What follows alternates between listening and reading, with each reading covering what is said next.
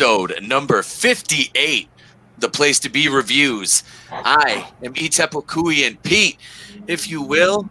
Too sweet to be sour, too nice to be mean, head shaved fresh like Mr. Clean. Watch out for the medallions, my diamonds are reckless. It feels like I've got the entire place to be reviews panel hanging from my necklace. And first off, I want to say a big happy birthday to my man, Linklex7. Happy birthday, brother. Thank you. I appreciate it. Woo. Good to have you. Good to have you.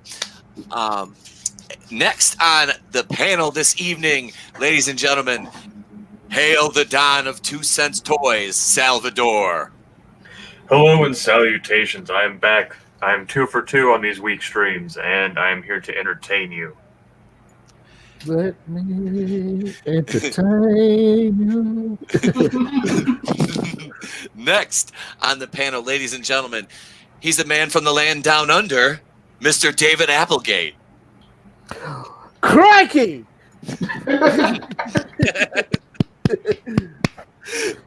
And buggers are as bad as a plague of redbacks.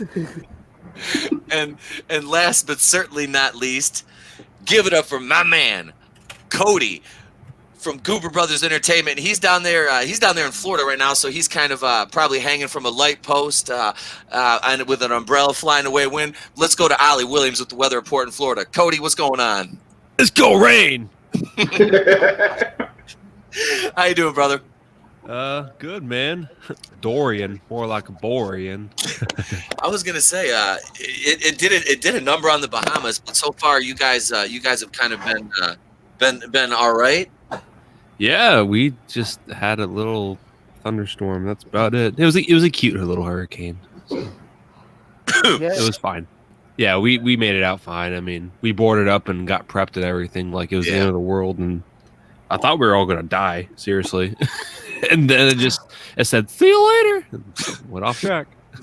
The hurricane was like, nah, I'm good. I'm not fucking with Florida, man. I've seen what goes on in the Keys. I'm not even playing down there. Yeah, you don't want to go to Brevard County. It's a little crazier. They saw the Florida man headlines and dipped out. Dude, you can't. I'm telling you, man. Like I said, I used to do a segment about Florida on the radio, and you can't fuck with Florida, man. That is an entirely, like I said, you guys have hurricanes, you got gorgeous weather, and then you got you got snakes and spiders and alligators, and it's like Australia except closer. And we have Europeans. It's just really weird. There's you don't have kangaroos though. Now, David, before we came on, was saying he actually did you eat kangaroo today? You said. Yeah, kangaroo sausages. I think we're the only country in the world that eats its national emblem.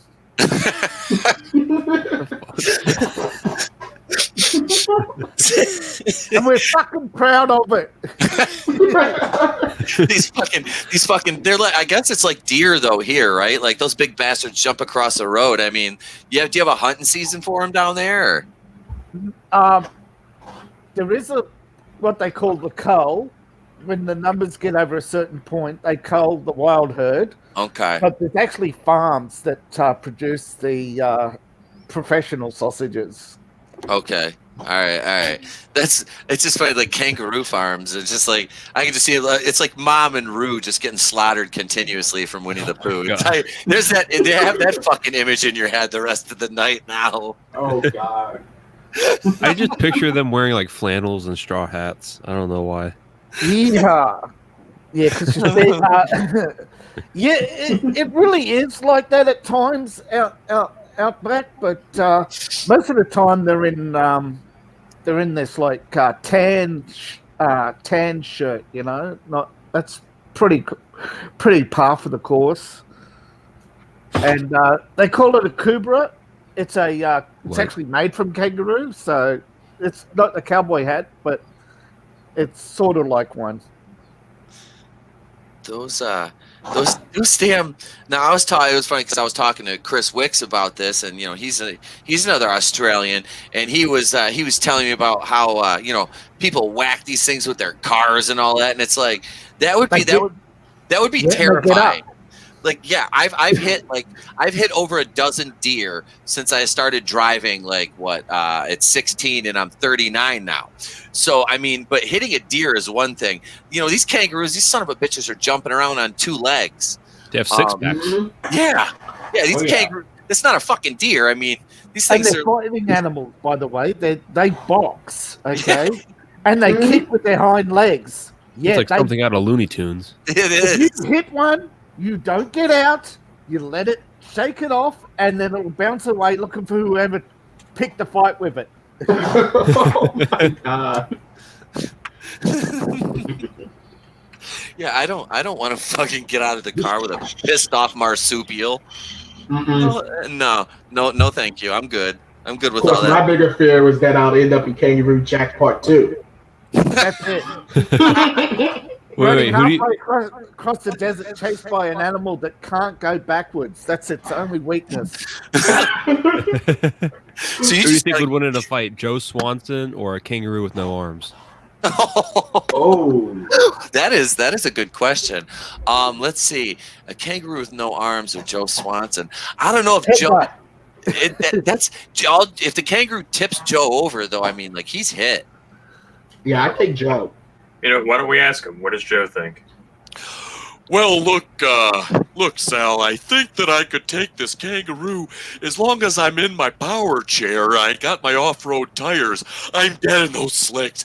But once it gets the load of my tremendous upper body, its kicking strength is going to be nothing. I'll grab it by the pouch and tear it apart like Bonnie's womb. Joe, you know you ain't talked that womb in forever. God damn it, don't make me cry. This is...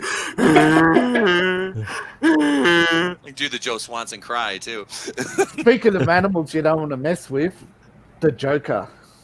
Yes, that is, and like I said, man, that is going to be. I'm extremely happy with that, and we're gonna bounce right down to the free fire discussion. Let me run through what we've got on tap. We've got some Reddit leaks we're going to talk about later on, and we're going to do. This is not so much as an article as I'm pretty sure our plate is full this evening with discussion topics, but we're going to show you an image and just discuss this. Venom and Carnage, the Venom 2 sequel. Woody Harrelson, of course, coming back as Cletus Cassidy. And where does Tom Holland fit in all this? But first, let's bounce on over and do some free fire discussion. Now, I will not be opining on these. I just want my panel's opinion. The Joker movie, will this hit or miss? Let's start with Linklex7, and we're going to go counterclockwise around. So, Alex, what do you think? I think, pardon me, I think it has potential to be good. It looks good. It looks like we're telling a different story for once instead of the killing joke or death in the family. I'm actually excited for the fact that there's no Batman or Harley Quinn in it right now. I've kind of been over the Joker since the whole Harley Quinn relationship goals bullshit happened. Yeah, that was something we could have done without. Yeah. All right, let's send that over to Aussie Dave. Joker movie, what do you think? Hit or miss? I think it's a hit. I think it's about time we got to see life from the Joker's point of view, because he's been the most interesting of all the Batman characters over the years. And it's about, I'm not calling it, it's about time we had an origin story for the guy, but it's an origin story for Fallen Down and and it really resonates today with people who are ignored, broken, and just looking for a sympathetic ear, and that sympathetic ear says, fuck you, I don't care. All right. Cody, that's on to you. Joker movie, hit or miss? I want to say hit. And a part of me says, yes, it's going to be a hit. But what if it sucks? Just like on Fanboys. Mm-hmm. What if it sucks? I feel like it might build up a lot of hype and then it might just shit the bed. But you never know. I mean, I want it to be good. Like I'm tired of being mad at movies, so I think it looks pretty cool. I think it'll bring a creepier side to the Joker. So I think you're onto something there with that. This is Joaquin Phoenix is an excellent character actor, so yeah, I definitely like where this is going. On to you, Mr. I'm Salvador. Joker movie, hit or miss? cautiously optimistic. I think it's going to be a good movie. I am more concerned about the aftermath and the fallout from that movie, because we see, all the clown masks, all that kind of stuff, and I feel like when the movie was made, that it wasn't their intention, but I feel like post-movie, people will draw parallels between the clown masks and Clown World Honk Honk. Yep. And Antifa, and they'll say, see, this is what toxic white males do. This is what toxic white males want, blah, blah, blah, blah, blah, and then they won't make another one. They may abandon ship afterwards and say, we're not making those kind of movies. Time to make the Joker a girl or something. No, please. No, Don't please. put that That's evil the point on of Harley us. Quinn. Don't get me started on Harley Quinn. No, I feel you, Sal. actually, I wanted to expand on this topic before we move on to the next, because I like this. Now, the Harley Quinn dynamic, they're obviously this franchise, this Joker iteration isn't going to touch this. So we've got the Birds of Prey movie.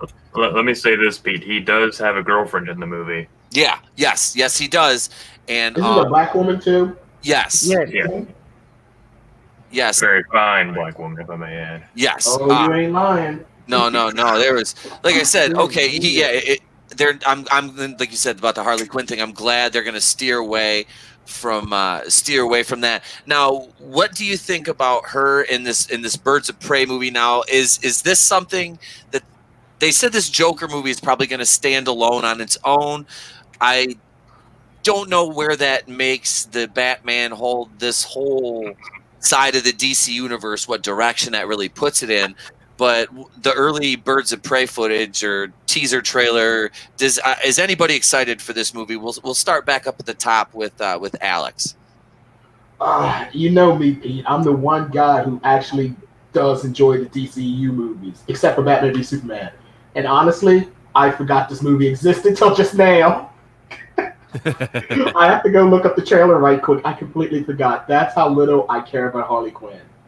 I love Margot Robbie. Yeah, I love Margot Robbie. I think she was actually good at Suicide Squad, but just the character of Harley Quinn, I don't care anymore. You're right about that. It's not the actress, it's the character. Yeah. Margot Robbie has come the closest to making me like her since Arlene Sorkin. So I will give her that. Okay.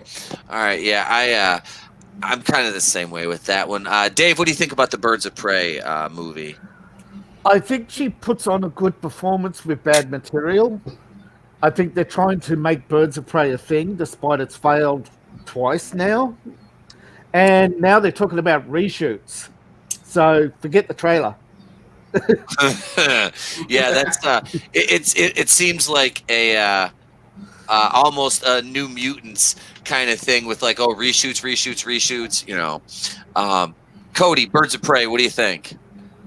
I'll start paying attention to DC movies and TV shows when they take themselves seriously. Until then, I don't really give a shit. Yeah, Dee fair. Snyder. Sal, Birds of Prey, Harley Quinn. Go into detail if you want to, my brother. What do you think? Alex, I'm with you, dude. I forgot that this movie was even being made. Right? I didn't even know there was a trailer. Everyone did. Now, the one thing I do remember them saying is that they had redone Margot Robbie's costume to be, quote, less revealing. Spare me. I'm like, oh, okay. She's already shown everything in Wolf of Wall Street. I don't know what you're trying to hide. But Skid marks. so here's the thing, right? So you know me, I'm big on toys, big on merchandise. And what was the one thing that Suicide Squad had in its back pocket during the entire release was Hot Topic. So as soon as this movie comes out, you're going to see the buy 2 T-shirts for $50 at Hot Topic with Harley Quinn on them. And I have the only iteration of Harley Quinn that I recognize is the one from the animated series. So she's not black and red. Hallelujah. Don't even talk to me about it. You notice they copied the hammer from the... Yeah, Yep, they copied the hammer. they did. They copied a lot of things. But Margot Robbie, nothing against her. She's a fantastic actress. Especially, like, I didn't know she was Australian until after, like, I think Wolf of Wall Street came out and she did interviews. And I have zero interest in this movie because Suicide Squad failed hard enough. They're like, you know what? Let's make it all girls and see if that works, which is clearly proven with a track record. Ocean's 8, Ghostbusters doesn't seem to work. And then there's nothing good that's going to come from this movie. No. Just people review bombing and coming out and saying they've got the built-in defense mechanism. Yep. Diverse cast, all females, so they can hide behind the shield of diversity that they make. So we can't do it wrong. If you don't go see it. If someone goes in for an audition and they say before they start, hey, if I don't get this part, I'm going to kill myself. That's basically what they're doing. Yep. No, so that's... it's fucking awful. Hashtag get woke, go broke. That's, oh my God, yeah. And I tell you what, man, and I'm in that Marvel Cinematic Universe group, and I've met a couple people in there that are in the Fandom Menace that are over in the Nerdrotic group. Big shout out to them because they subbed to the channel now. And yeah, so we're getting even more reach on the videos. And the MCU group is cancer. So if I can go in there and spread the word of the Fandom Menace amongst some of the lemmings in there, I'll do it. All right. So moving. Well, they are lemmings. No, they are. Moving on to the next topic. Let's throw it up on the screen. Dave Chappelle. Is he the hero we need right now? Alex, what do you think, my man? Yes, he is. As long as you laugh, he did his job. It doesn't matter if it's the same joke he's told over and over. As long as you laugh, he did his job. I laughed like crazy. Oh, I was in my house alone when I watched that, and my stomach hurt after like halfway through it because I was dying. Right? That was a. And here's the thing I don't get about that. Like, you see so many SJWs like, ooh. I saw the one article someone posted in the World Class Bullshit about we have to admit Dave Chappelle's a white supremacist now, something like that. And I was laughing. I was like, yo, you know he made fun of everyone too, right? I was like, yeah, he made fun of SJWs. Then he turned around and made fun of Trump supporters. I was like, he made fun of everyone. Also, he's black, so. Yeah. Need we point out the obvious that Dave Chappelle is he's a black guy. He's not a white supremacist. That was. I think they saw that first episode of Dave Chappelle with Clayton Bigsby. I think they think that's a documentary. If he's a white supremacist, then I'm a freaking Black Panther. That was, yeah. I was gonna say, you can do whatever you want. Well, fuck it. 2019. You can identify as a Black Panther. I'm gonna go. I know Chadwick Boseman's already locked in, but I'm gonna go audition for the sequel to Black Panther. But who you gonna play? I'd be like, Black Panther. Why? Because I can. I'll call dibs on Shuri. Pete, just tell them if you don't get the role that you kill yourself. they'll be like, how old are you? Was that dibs on playing Shuri or playing with Shuri? Oh, playing Shuri, not ew, no. She's only 16 in the canon. Yeah, no. No, I would be the best Shuri like the MCU's ever seen. You can walk around with an Apple logo on your forehead? Yeah, give me some gloves, man. I'm down. There's one pretty fancy oven mitts that she had. Dave on Dave Chappelle. Dave on Dave Chappelle. What do you think, man? I think he has given us hope that comedy is not dead. He is not just a hero. He's the laugh doctor. Hong Kong. He truly is. He truly is. He is. Cody, what do you think, my man? Dave Chappelle. Yeah. Yeah, he's funny as hell, bro. I'm really digging his new stand-up, and mainly because his jokes hit, and like you guys mentioned, he roasted just everybody, not just one group. But the main thing I like is he doesn't give a shit, and he'll say whatever he wants, and if the jokes land, oh well. If not, then he moves on. He'll move on, and he's awesome, man. Yep. He don't care, and he's tired of everybody else's agenda and everybody else's opinions, and I love the guy, dude. He's what the SJWs fear, though, a thinking black man. And that's seriously like, and I said this, and Thinking anybody. I'll wait. I want, yeah, that's it too. Yeah. And they're like, well, you got to be woke. Anyway, Sal, it's on to you, my man. Dave Chappelle, what do you think? 100%. 100%. I believe it was actually on Alex. Alex posted something, and I may have commented on it, is that people hate being told about themselves. And that's what these SJWs don't like about the stand-up. They don't like shit being pointed out to them. Like, I laughed start to finish through that whole thing. And the best part is people don't seem to realize, like, the overarching theme of it is the cancel me culture, and how he keeps saying, it's like, I'm just waiting for people to dig shit out of my past. And then he does a stand-up like that to prove the point that he's relevant right now, and he's purposely, like, trying to sabotage his career doing that to prove the point. Like, he knows he's only going to get specials, so once you reach that I don't care. How do you get offended over a special called Sticks and Stones? Exactly. It just went right over their head. He calls out the name calling culture. And that's absolutely it. And having done stand up before a couple times, and in front of, like, the first time I ever did stand up, I was 10 years old, and I was in front of about 200 people, and it was fucking terrifying. But you just it's like it's a different level of fear. Like, now where Dave's at in his career, all he has to worry about is really nothing. He could go out there and he could coast if he wanted to, but he has made himself. Now, I remember Dave Chappelle, I grew up with, him playing these bit roles in The Nutty Professor and doing stand up. He was Reggie Wright getting slammed in the piano by fucking, Eddie Murphy in the bar because he was Men in Tights. Yeah. And he had Men in Tights. And what the hell else? What is it? I'm sorry. Half Baked is one of my favorite movies with him.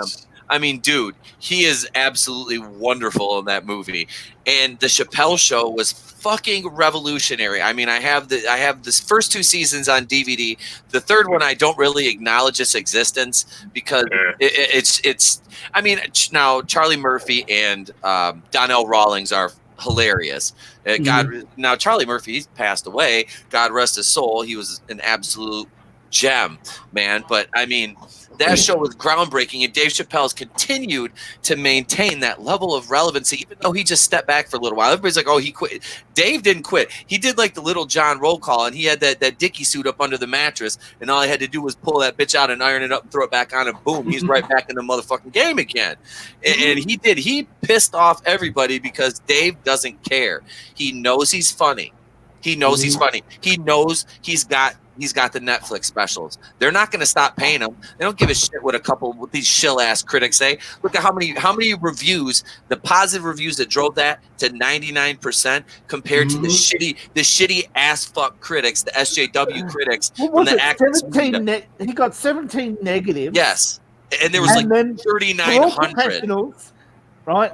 Yeah, and within an hour, 2,500 positives. So, yeah. So they. Shout out to Jeremy Johns. I think he was the one that pushed it up the first time. He was the first positive review, wasn't he?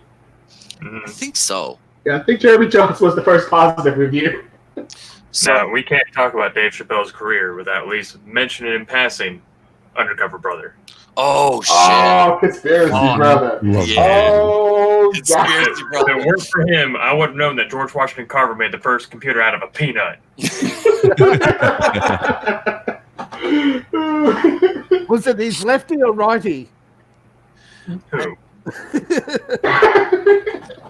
You know what the funny thing is? Did any of y'all watch Young Ripper? He made a video about this. He said the irony is the SJW should have probably just shut up about Dave Chappelle because most people had it in their Netflix queue, but they probably weren't going to watch it till like months later or something like that. It's like, look, I got 400 things in my Netflix queue, but when everyone heard the complaints, everyone's like, well, I got to immediately watch this right now. Yeah, if you just kept quiet, this would have probably just went away, would have been in people's queues for a little bit. Yep. Yeah. You complained, and everyone just wanted to kind of go against you. Yep, they did, and that was the problem, man. It's like they're like Obi-Wan to Anakin. You have done that yourself. Mm-hmm. That's exactly what they did. and it was bad. I don't understand why they think it's their outrage. It's that outrage, and like you said, the cancel culture that We're the new counterculture, baby. Yep, they're so caught up in, and they think that they can, they're gonna shy us away from humor. No, because this is a guy who is basically infallible to every one of their insults. He's like Teflon, man. It's like Dave Chappelle right now is like the John Gotti of comedy, because legacy's intact. It is. They can't touch him. They cannot fucking touch him, because, like you said, he doesn't just focus in on. It's not like watching a late night talk show and expecting to be entertained by anything than bobblehead pundits, that everything's one way. No, Dave he just goes at everybody, and that's what's beautiful about his comedy, and he's always been that way, and that's one thing I've always respected about him as a comedian. And for them, and the one thing that really got me was they said he doesn't, his jokes were half formed. I'm like, no, if you know anything about comedy, those were fully formed and well crafted fucking jokes he was doing. So yeah, that wasn't. Well, the critics, anything that's smarter than anyone or anything smarter than has to be torn down. What do you need, somebody to hold your hand for the punchline? That's basically it. Like, Jesus. Mm-hmm. Like, humor is offensive sometimes. That's just the way it is. The more offensive it is, the better. Mm-hmm. Yeah, and if you're offended, you double down. I mean, anybody can get offended by any stand-up special. I listen to stand-up all the time on Pandora, and a lot of the jokes, people are like, ooh. And then the comedian's always like, oh, yeah, whatever. Okay, listen. And then everybody laughs again. So it's like, get over it. If anything, all they did was give Dave some new material for his next special. Yeah, seriously. Yeah, my comment section. Right? Really easy for him. Yeah. He could normally, a comedian, it takes a long time to craft an entire hour special. But with the critic, was it out of 100 jokes, you might use one. Yep, but with the critics he's got, I mean, they're like you guys said, they're giving him all the material he needs. Yeah. I mean, shit, he could put one of these out weekly if he wanted to. We just have to read some of his reviews. Yeah. And turn that into a fucking ad, because that's basically the reviews are comedic. They're so fucking ridiculous. Yeah, so let's see here. Let's say hi to the chat right now. We got Raiders of the Lost Flicks. Monica Murphy said just here for the like button, and she wished Alex a happy birthday. Oh, thank you, Monica. The Appalachian American in the chat as well. Yeah, and there we go for now. So moving right along to our next topic, and we're going to expand on this a little bit more. I just want to know if you're buying or selling, if you think this is going to help the movie. Will this create any hype for episode 9, the Star Wars Reddit leaks? Buy or sell that they're going to help the movie? Alex. Nope. I mean, I could throw in a joke right now, but I mean... The whole Disney sequel trilogy is kind of a bigger joke than what I could say right now. So, no. Definitely agreed, man. Aussie Dave, what do you think?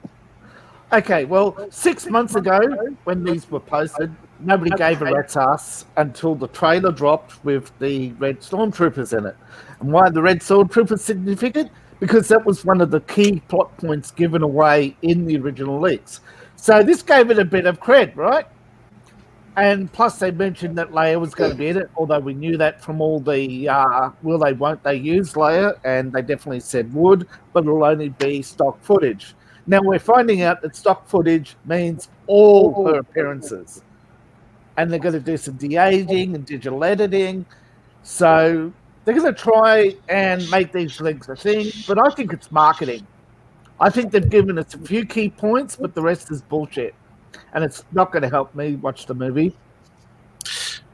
No, this is one I'm definitely passing on in the theater. Like I said, the only way I would go see this in the theater is if somebody bought tickets, like with The Last Jedi, which I still don't know how I call that guy Josh that I used to work with. I still don't know how I call him a friend after he bought me tickets to The Last Jedi. I still want to kind of kick him in the dick for that. But I feel like you did something to him, and this was his vengeance for you. You might want to look at that, Pete. You might have did something to him. Man, I I tried to throw this dude customers when we were selling cars and stuff like that, man. It's like, you buy me tickets to Last Jedi, man. What the fuck? I'm trying to help you out. Cody, what do you think of the leaks, man? You buying or selling them? Buying them like you think I believe in them, or Buying them like, do you think it's going to help build hype for the movie, or okay, nothing? No. Yeah, it's gonna spoil a good bit of the movie, and you can already tell they're gonna be right, because a lot of these people that are leaking, the last couple movies, were spot on. Yeah. Plus the whole Ryan Johnson stealing a fanfic thing. So yeah. Like I said, this unlike the Game of Thrones leaker, this guy has cred. He's actually leaked key plot points that have turned out to be true in the last two movies, and so far he leaked the Red Stormtrooper before they even filmed. So, oh yeah, they're not gonna draw any more attention than it already has, and as soon as they keep rolling out the trailers and putting them on big networks like ESPN and Fox and all of that, it's not going to get any traction. And it already, from The Last Jedi, there's a lot of people that are not going to see this movie. And frankly, I'm not going to go see it unless I can either sneak in or someone's just like, I got an extra ticket. That's it. So. Yep. Even then, man, they told me this movie's supposed to be like 3 hours, over 3 hours. I don't know if I can sit there even for free. Is it true it's 3 hours 15? That's what they're saying. It's supposed to be the longest Star Wars movie Of ever. it being 3 hours long. Well, 15 minutes is the credits, so. Yeah, they'll probably have another fucking broom boy at the end of it too. Credits would be the best part of the whole movie. Oh God, I hope he flies that broom. That would be the coolest thing. I hope he beats the crap out of Rose Tico with it for not freeing it. You bitch, you freed those space horses, you left us here. Sal, what do you think of the leaks, man? You buying or selling them? What Star Wars movie? Exactly. No, I if anyone is buying that shit to go see it, I have a bridge to Hawaii to sell them. Like, it has an AOC train on it. Yeah, but the fucking listening to Doomcock and Nerdrotic and all those guys, they were talking about how this is like open marketing or test marketing, like they're purposely leaking all these different contradictory leaks to see what sticks the most, kind of like throwing noodles against the wall and seeing which one of them sticks. Yep. And then that's why every trailer we've had has nothing in it. It's just snippets. Like it's this whole. What was it? Not even 10 years ago, if you watch a trailer, you could be like, oh, okay, so this movie's about this. This is some key plot points. And even with comedies, unfortunately, it seems like recently they put all the best jokes in the trailer so that nothing else is funny. But I'm not going to go see it. I salute those who are going to go see it for their channels and are going to save me that time and effort. But I refuse to. This will be the first time that I've ever purposefully skipped a Star Wars movie in theaters. Solo was my first. Solo was me, yeah. Yep. I didn't have it. My old lady got me tickets because it came out, I think, the day after my birthday or something like that, and she was like, "Oh, we're gonna go see this," and I was like, "Do you want to drive home alone?" But no, thinking about it gets my blood pressure up and makes me want to start shouting, and I don't want to do that on your channel and embarrass myself. I mean, we won't judge, man. Like, go for it. So let me. Okay, so being the Dawn of 2 Cents Toys, I would be remiss in my duties if I don't talk about toys and merchandise. So Force Friday is supposed to happen next month, and Force Friday, as a collector, as a kid, was something you always look forward to. Because that's when all the new toys come out. That's when everything hits the fan and it becomes real. All of the trailers are supposed to drop, and I'm not even remotely excited. I wasn't excited for the fucking Last Jedi either, but you can go to your Walmart right now, and if they even have a Star Wars section, it's not even a foot wide, and it's made of lightsabers, and there's little plastic pieces of shit in tubes. Like, everything else has been cleared out. I'm like, they are going to have to do a hard mod reset, having worked in retail. They're going to have to do a hard mod reset of that entire toy aisle to make space for these toys. So either they, as in Lucasfilm and Hasbro, have zero faith in the toy sales, which we've seen Jeff Hicks, show many, many times on World Class Outfitters that the toys for Star Wars are not selling unless they are prequel or original trilogy characters. I'll show you how bad it is. Last Friday, Hasbro put out a press release and nobody's covered it. Not even like, wow.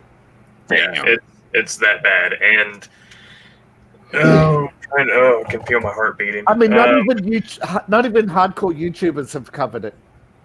I didn't know that until you just said it just now. I didn't either. Mm-mm. Yeah, it's showing off Darth Vader and what is it, Rey, and I think Kylo. Of course it is. Of course. But So, the Vader one looks good. He's on a stand. He's got a bit of a frame around him of a doorway, and he's stepping through it, and he's all lit up. It's got lights. It's a pretty good looking collector's item. But that begs the question: where does it come from? Is it his appearance in the new movie, or is it just callback? That's probably old news. If it's what I'm thinking of, I have one of those, and they've been out here stateside for a few years now. I'm just saying, this is the re-release. This is what they put out. This is the upcoming toys. So we're just repackaging and slapping a new label on it. Got it. That makes sense. That's the Disney method. That is the Disney method. So, well, the Falcon's back, so obviously there's a Falcon in it too, right? Right. We put the circular dish back on it because, fans hated the square dish. I wonder if they'll change that at Galaxy's Edge or not. Now, all of us here have been lifelong Star Wars fans, or at least if those that were older, remember when it came out originally. I'm not amongst those. But I'm trying to be very careful with my words here. I get it. We're old. Yeah, I'm not worried about it, bro. Right? I'm 39, man. It don't bother me. They've taken this property that I've grown. Like the very first time I ever saw Star Wars, I was 4 years old, and I was at my grandparents' house, and my grandpa had recorded it on a VHS off TV, and he put it in, and he sat me on his lap, and we watched it, and he would tell me, he'd tell me who each character was, and he's the bad guy, he's, they're the good guys, and for the rest of the day, I was calling fucking Luke. I think I was calling him like Luke Vader or something like that, which wasn't far from the truth, but I didn't know that at the time. Like I couldn't say other names right. And in that week that I was visiting them, we watched Star Wars every single day because I saw it that first time, and then that's all I wanted to watch. And I've been a fan ever since. I remember the One Last Time trilogy coming out, that huge hype that built around it, all the new toys that came out, and just from then on, Star Wars. Now, basically what they're doing and not even realizing it, not that they care necessarily, they're pandering and appealing to a group of people who are the FOMO people, they're the hype people, they're the ones that are only going to go see it because they want to feel cool, because being a nerd is cool in the current zeitgeist. They don't remember what it was like in high school if anyone found out you were a nerd to get fucking pushed into trash cans and fucking locked inside your locker and shit like that. They don't remember. You had a Vader. You went to school with a Vader, we called it the Secret Vader Club. You carried a Darth Vader around in your pocket, and you had his head poke out, and if anybody recognized it, you'd go talk to him. Exactly. They don't know what it was like to have to cut your teeth when, not for lack of a better word, when jocks ruled the school. Like you were a fucking outcast just based on what you liked, let alone what you fucking identified by. We had to take our fandoms. Exactly. You had to cut your teeth and earn your fucking stripes. And like they don't know what it's like to fucking go into a comic book store and have people challenge your knowledge. Like that's now you're just, you're attacking me, you're being, you're assaulting me. It's like, no, I'm just trying to gauge, are you cool or are you a fucking hippie, like, or fucking hipster? Sorry for challenge to track down Star Wars number 12 because it was the last one. Right. They don't know what that's like. They don't know what it's like to fish through the pegs and be like, great, and now I've only found fucking when I was a kid, or something. Yeah, when I was a kid, there was what we called the hula hoop fans. They chased whatever was the most popular, and I don't really remember much about what was most popular, other than I think it was. I think the hipsters were into the Rolling Stones at the time. Mhm. They weren't really into movies. Movies were beneath them. But now it seems like as soon as something becomes popular, they kind of own it. It's the same thing. It's the same people that do those fucking the Tide Pod challenge or this or that challenge. They buy into that hype and they do it because I got to be a part of this, even though it's. Oh my god. Okay. I'm Hey, sorry. those are good. I'm going Okay, off don't talk crap about Tide Pods. They're delicious. Somebody please make Tide Pods more poisonous, okay? Do the world a favor. They don't realize what they're doing is all these lifelong fans and people who have poured years and hours. Oh, we lost Pete. He'll be back in five. Keep going. He'll be back. So what they don't understand is that they're undercutting and undermining everything that we've poured into Star Wars in the last 40 years, or in my case 30. And they don't care.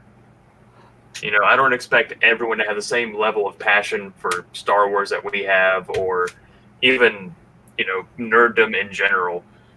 But don't shit on the fucking fans. Like, You know what gets me? The same shills who are praising Star Wars now are the same people who whenever another science fiction show or a fantasy comes out, they say, "Oh, get ready for something nerdy," or you know. And yet, as soon as it's Star Wars, it's, "Oh, look at this! We're so excited!" You know, they're not. You know, even the critics are faux. You know. One pet peeve I always had, I remember when I used to work retail and I saw someone come in, this guy come in, he had a Star Wars shirt. And I was like, oh man, cool, it's a Star Wars shirt. And he gives me this disgusted look like, I'm not some nerd. Like, motherfucker, you're the one wearing the shirt. Yep. Yeah, like, why are you wearing it then? You've been watching too many episodes of Big Bang Theory, which is what I really blame for a lot of this stuff now. yes. Oh, God, you're yeah. absolutely right. The Big Bang Theory told were a bunch of hipsters pretending to be nerds. Ugh. Yeah. The biggest crime that they've committed with Star Wars as the sequel trilogy is I don't know, I'll just pick Alex because I just looked at your fucking icon first. If I was walking, you know, I don't know, around Walmart or Target or the mall or pick some general place and I saw you wearing like an Empire Strikes Back shirt or just a Star Wars shirt in general, I'd be like, yo, that guy's cool. I'm going to talk to him because I like Star Wars. We would talk and we would bond and probably become friends over it. But now, if I see someone with a Star Wars shirt, I have to walk on eggs because I'm like, do they like the sequel trilogy or not? Because if they like the sequel trilogy, that means they don't like Star Wars. They just like whatever's cool at the moment. Yeah, and it can get. Yeah, they're just trying to appear really cool. quick. That's what it So is. they've Focus permanently on and irreparably divided the fan base. Like, I really genuinely don't think Star Wars will ever be able to repair itself after this. I think it can, but it's going to take a long time. Long time. It's going to take another 30 years probably. It could be, yeah. I don't Look at think how they'll long do it that. took Aquaman to finally repair his reputation. True. That took decades. It's It He-Man. took. Hey, it wasn't Aquaman, goddammit. It was Jason Momoa that made Aquaman repair because if it had been for Jason Momoa and all them ladies soaking them theater seats, that goddamn Aquaman would still be irrelevant as a motherfucker. Hey. The same argument could be made with Iron Man and Robert Downey Jr. and Chris Hemsworth and Thor. Iron Man comics still don't sell to this day. That's true. Mm. We remember a time when Iron Man was a B-list character at best. At best, with the Avengers on his own, he was a C-lister. Yeah. Like, Iron Man was the anti-Batman. If Batman had the greatest villains, Iron Man was known for having the worst villains. We're looking Iron at Man you, was Mandarin. most notable for his social commentary, and that really turned people off, you know, about alcoholism and whatever. Mm-hmm. The comics were going downhill fast, but the only reason why they chose Iron Man is because they didn't own anything else at the time. Yeah, see, thank you, Dave. I tell that to people all the time. Everyone thinks like, oh, the Avengers were always A-listers. I was like, no. Marvel didn't decide, hey, we're going to make a movie out of Captain America and Iron Man and Black Panther in the Avengers. It's like, no, these were the characters no other studios wanted. Exactly. I would say, you know what? There's a they're like, no, they've always been in aliens. Like, really? Is that why no other company, Paramount, no one else bought the rights? Because they couldn't sell them. That's Even the Punisher was a bigger The Punisher was a bigger deal than the Avengers was back in the day. That's why we had to wait for the rights to revert. That's why we had to wait for the rights to revert for Ghost Rider. Like the popular heroes: Ghost Rider, Daredevil, Elektra. Yeah, we shit on the movie now, but before that movie came along, Elektra was huge. I think people forget that sometimes. She was huge. Just look at the Frank Miller with Daredevil and Bullseye. That whole run. That was an iconic, like, when you look at lists, top 50, top 100 iconic moments, you always see Bullseye with that scythe going through Elektra. But where's Iron Man? Yeah. You were like, yeah, the Iron only Man. I tell people all the time, like, can you name an Iron Man villain who hasn't been in the movies? They usually can't. Fin Fang Foom. This motherfucker fought a dragon. That was his villain. That was his rogues gallery. Hey, I like dragons. It was a big dragon, though. I'm He's surprised with alcohol. He fought the bottle. That's what he did. Yeah. But yeah, these characters were not popular. Think about it. The only popular one was the Hulk. And Marvel's technically still don't have the movie rights to Hulk. That's how come there hasn't been a solo Hulk movie. Universal still has. Yeah, I was to say, that's the Hulk is still under Universal. What they had to have the Hulk, but so they had to pay, I think something like $1 million for a minute or something, and that's why you hardly see the Hulk at first.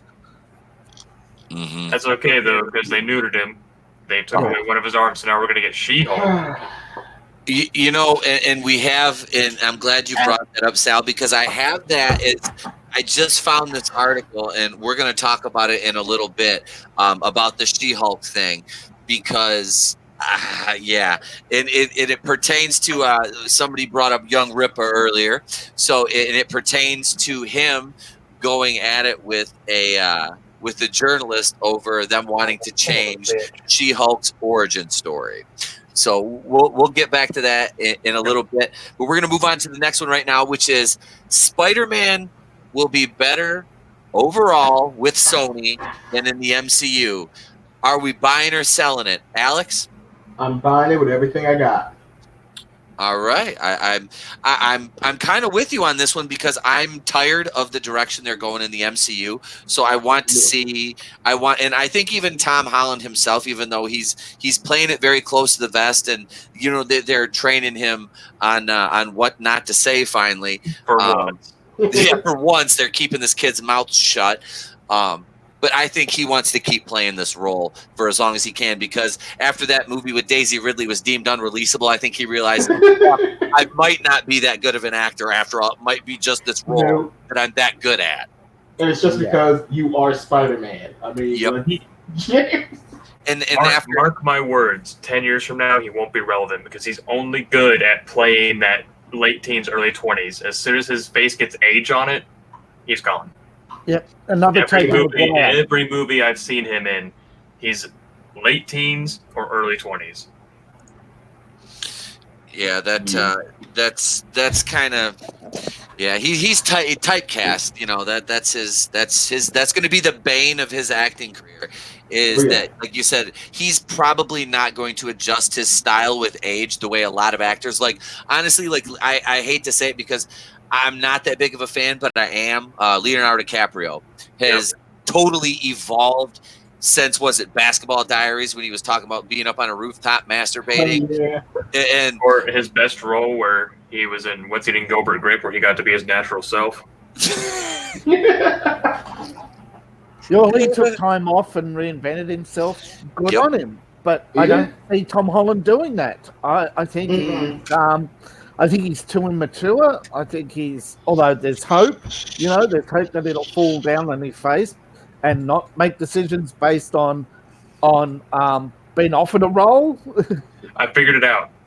10 years from now, he's not going to be relevant because someone's going to dig up the fact that when he was 3 years old, he peed while standing up and hit the floor, and that's toxic masculinity. Yeah, that's. Or they're going to remember that silly little time he danced in a skirt. Yeah. No, they're going to dig up his Daisy Ridley footage. Daisy Ridley's the man in that parent. You hush your mouth about Daisy Ridley, damn it. Hey, I like Daisy Ridley. I know. I know. Oh yeah, dude. I would do unspeakable things to Daisy Ridley. Oh, I've said it before, and I'll say it again.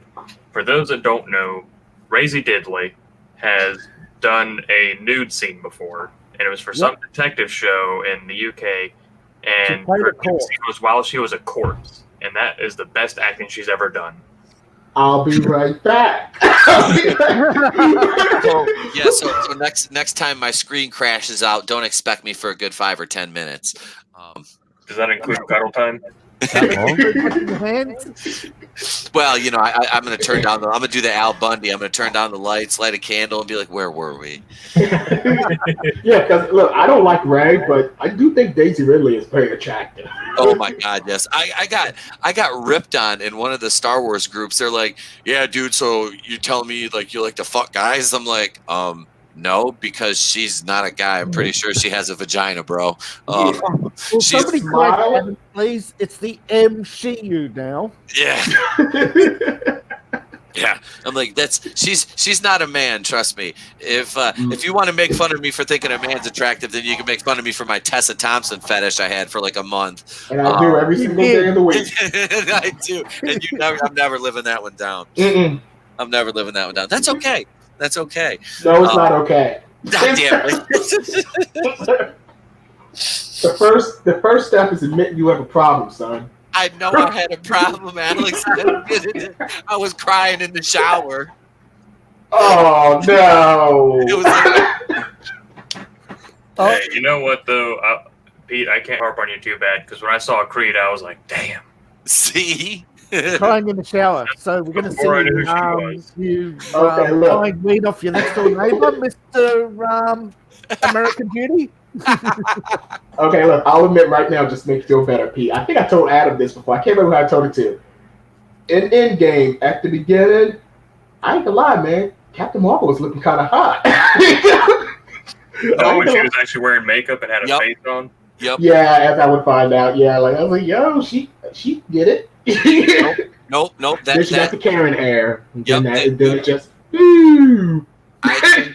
I can legitimately say that one scene that you're describing with her when Thor calls Stormbreaker right by her. Yeah, she actually looked like decent right there. I was like, that's smashable right there, probably. Mm-hmm. Like, that is like I've done worse. I've done far worse. So yeah, that's all right. Hit and run. Hulk smash. Yep, Hulk smash. That's what they called back in the Puritan times, the ye old hump and dump. Oh Just going out for fucking cigarettes, honey. Wait, I gotta get that in the chat right now. Hashtag ye old, and old is spelled in that with an E, you savages. Ye old. That's a great name for a movie. Hump and dump. That's our movie for the night. Ye old hump and dump. That's the movie right there, dude. I'm writing that down. That is the. Brie Larson, if you can hear this, you can audition. Yes, you can. And you can tell us that you'll kill yourself if you don't get the role. There will be nudity though, but it'll be classy. All right, we each get to pick an actor for this movie. All right, we sign up for a 3-picture deal. The sequel being "Don't Be a Dummy, Come on Her Tummy." Well, I got the cast of blondes from Revenge of the Nerds. Not as they are now, as they were then. I'd rather have them as they are now. Keep it interesting. All right, ye old hump and dump. We all get to pick one actor for this movie. Pete, you started off. Like actor, actress. I mean, am I going bisexual here? Or? Well, in today's day and age, I don't think there's a difference. Am I trying to be stunning and brave? Well, shit. No. This is pretty easy for me. I'm going with Elizabeth Olsen. Okay. Did you check out Old Boy like I asked you? No, I haven't had a chance, dude. But tonight is the night, I think. Don't know what you're missing, Pete. I'm going to trust me. Natalie Portman. Natalie Portman. Episode 1, Natalie Portman. Yeah, dude, Yeah. she was fly. She was fly in episode. But she looked good in Attack of the Clones though, with them abs showing though. I'm not gonna lie, them abs were right. Mm-hmm. Yeah, I ain't gonna lie, Natalie Portman's kind of a cutie.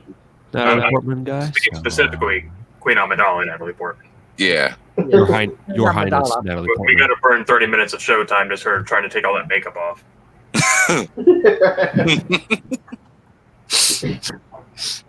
Oh, so who did you take, Cody? For the movie? Yeah. I'm gonna He have. already took Siri. Oh, Sherry? No. You sly dog, you. I'm gonna have to go with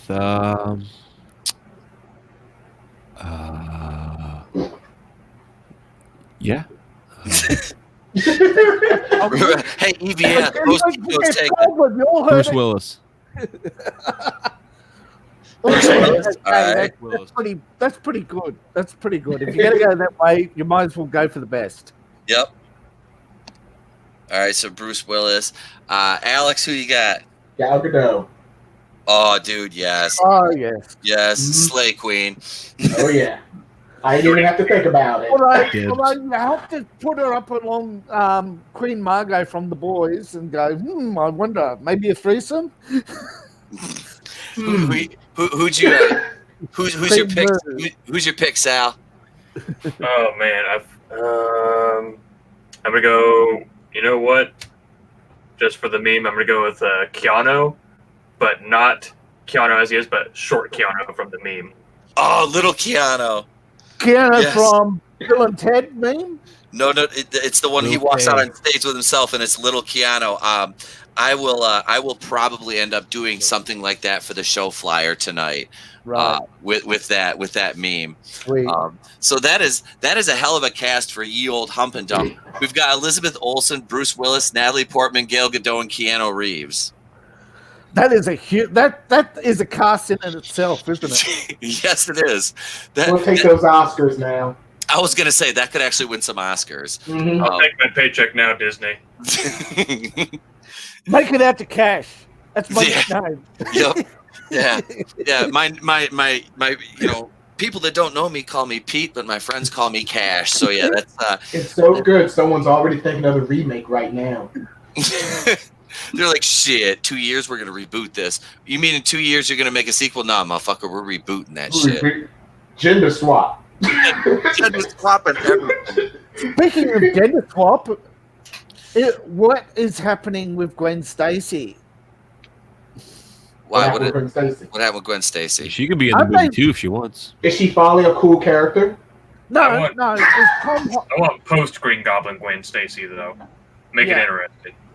No. Remember she was seen over at Disney. Over at the casting call for the Phase 5. I didn't know that. Did they do it could have been just a drop in, to see what's happening. But yeah, because without Spider-Man, they have to fill that gap in Phase 5. But they can't really do anything with. They couldn't do anything with. No, that's all. That all falls. Sony, I think. Sony. Yeah, because they couldn't. Now I read something earlier. They were talking about something about Spider-Man 4. Something they were going to do with that. But then again, it was now this is the thing. And I saw somebody posted a meme. I think it was. I don't know if it was the Eddie Cantillo or if it was the Edward Hogg he posted pretty good memes, but it was something about all those garbage tier sites like Screen Rant and We Got This Covered. Unfortunately, We Got This Covered has hit a couple that have been right on the head, and I say that with tongue in cheek because I know exactly what they are, because I do videos on some of their articles because some of the shit that they've said has actually hit.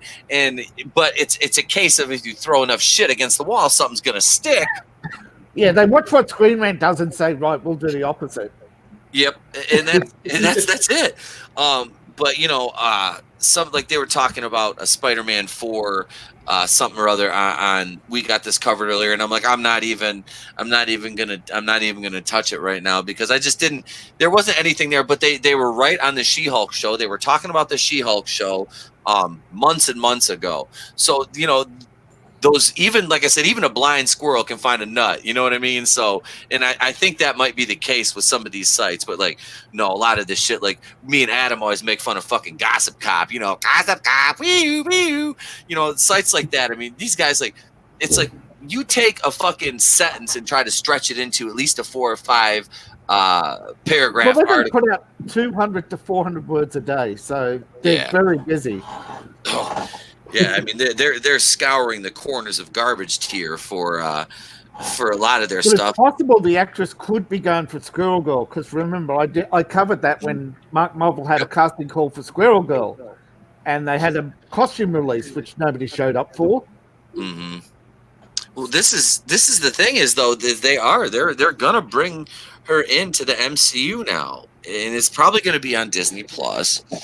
But I just I got into it with some people in the MCU group the other day about Miss Marvel and her being so fucking iconic and all this shit, and I'm like, no, I was like, the Miss Marvel Carol Danvers comic, actually, before they switched to Karanos, it wasn't bad. I actually went back, and this is one of the few new comics I've read, because before I saw the Cat Pan mediocre movie, and I wanted to fucking know what the character was like before they made the switch, because I'd heard people talk about it.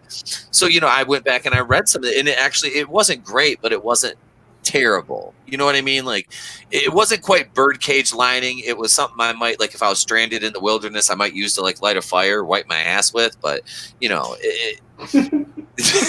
but no, I mean, but this Squirrel Girl shit. So I read a little bit of that on one of the free comic sites, and I'm like, this is like, who is this for? Like, and same thing. 12-year-old girls. That's the target audience now. And the same thing with a Miss Marvel comic. I'm like, I posted the link on Facebook of that. I can't remember the YouTube channel, but he broke down the difference, comparing how much of a hero Miss Marvel isn't compared to how much of a hero Daredevil is. And he compared Miss Marvel #1, her origin story, to Daredevil #1 side by side, and did a detailed video, which was artfully and masterfully done, and just deconstructed her entire fucking superhero status. I know the video you're talking about. Yeah, you know, yeah, you guys, like I said, I shared that because I was like, this is like, I know somebody else has to see, and he just released another video, and he only does one like every couple of months, I guess, because Tony Alec sent me a link to it. And but when you're going into detail, you know, you have to take your time. You have to cut and edit. You actually have to read the source, but you have to read the source material over, make your notes. It's pretty easy to put out a daily video if you're just reading off gossip.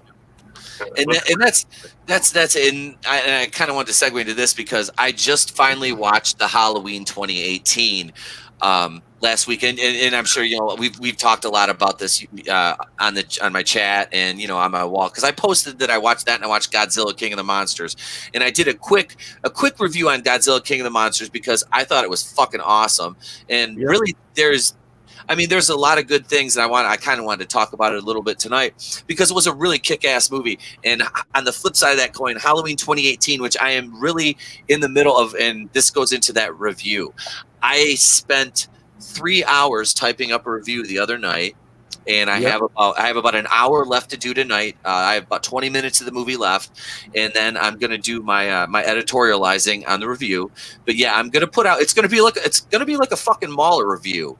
It'll probably be about a 30 to 40 minute deconstruction of the piece of shit that is the Halloween 2018 shit show. But yes. It was fucking terrible. Like it shit the bed like completely in the third act, but we'll get to that one later. So the Godzilla King of the Monsters, man, I really dug this movie, and I didn't think the human aspect got in the way of I the am monster. so sick of people saying, "Where's the humans?" Well, see, they had the opposite this time because they just wanted to see the girl from Stranger Things. Yes. That's all it was. They just wanted to see her. So now everyone had the exact opposite complaint as the last movie. Yeah, because 2014 it was too many humans. Where's the Godzilla? Mm-hmm. And then for this one, not enough. What is it, 11? Not enough 11. Where's 11? I don't want to see Godzilla. Fuck you. I want to see Godzilla in a movie called Godzilla. So here's a caveat to that. The one complaint I had about Godzilla 2014 was not enough Bryan Cranston. Because Yeah. he was fantastic. And also, That was what hurt the movie. Yeah. The trailer put him in every scene, and then it's like, they showed us every scene he was in. yeah, and then quick segue off of that. I think his name was Aaron Taylor Johnson, is that his name? The guy who played Quicksilver was in that movie. Yeah. He would be a fantastic Batman, since we're picking British people. But, and then my problem with King of the Monsters and 2014 combined is not enough Matthew Broderick. No, we need to break this Frenchman, Leon. Not enough tuna. Not enough fish. Tuna. Oh my! Come on, I was Leon. not ready for that. I was not ready for that comment at all.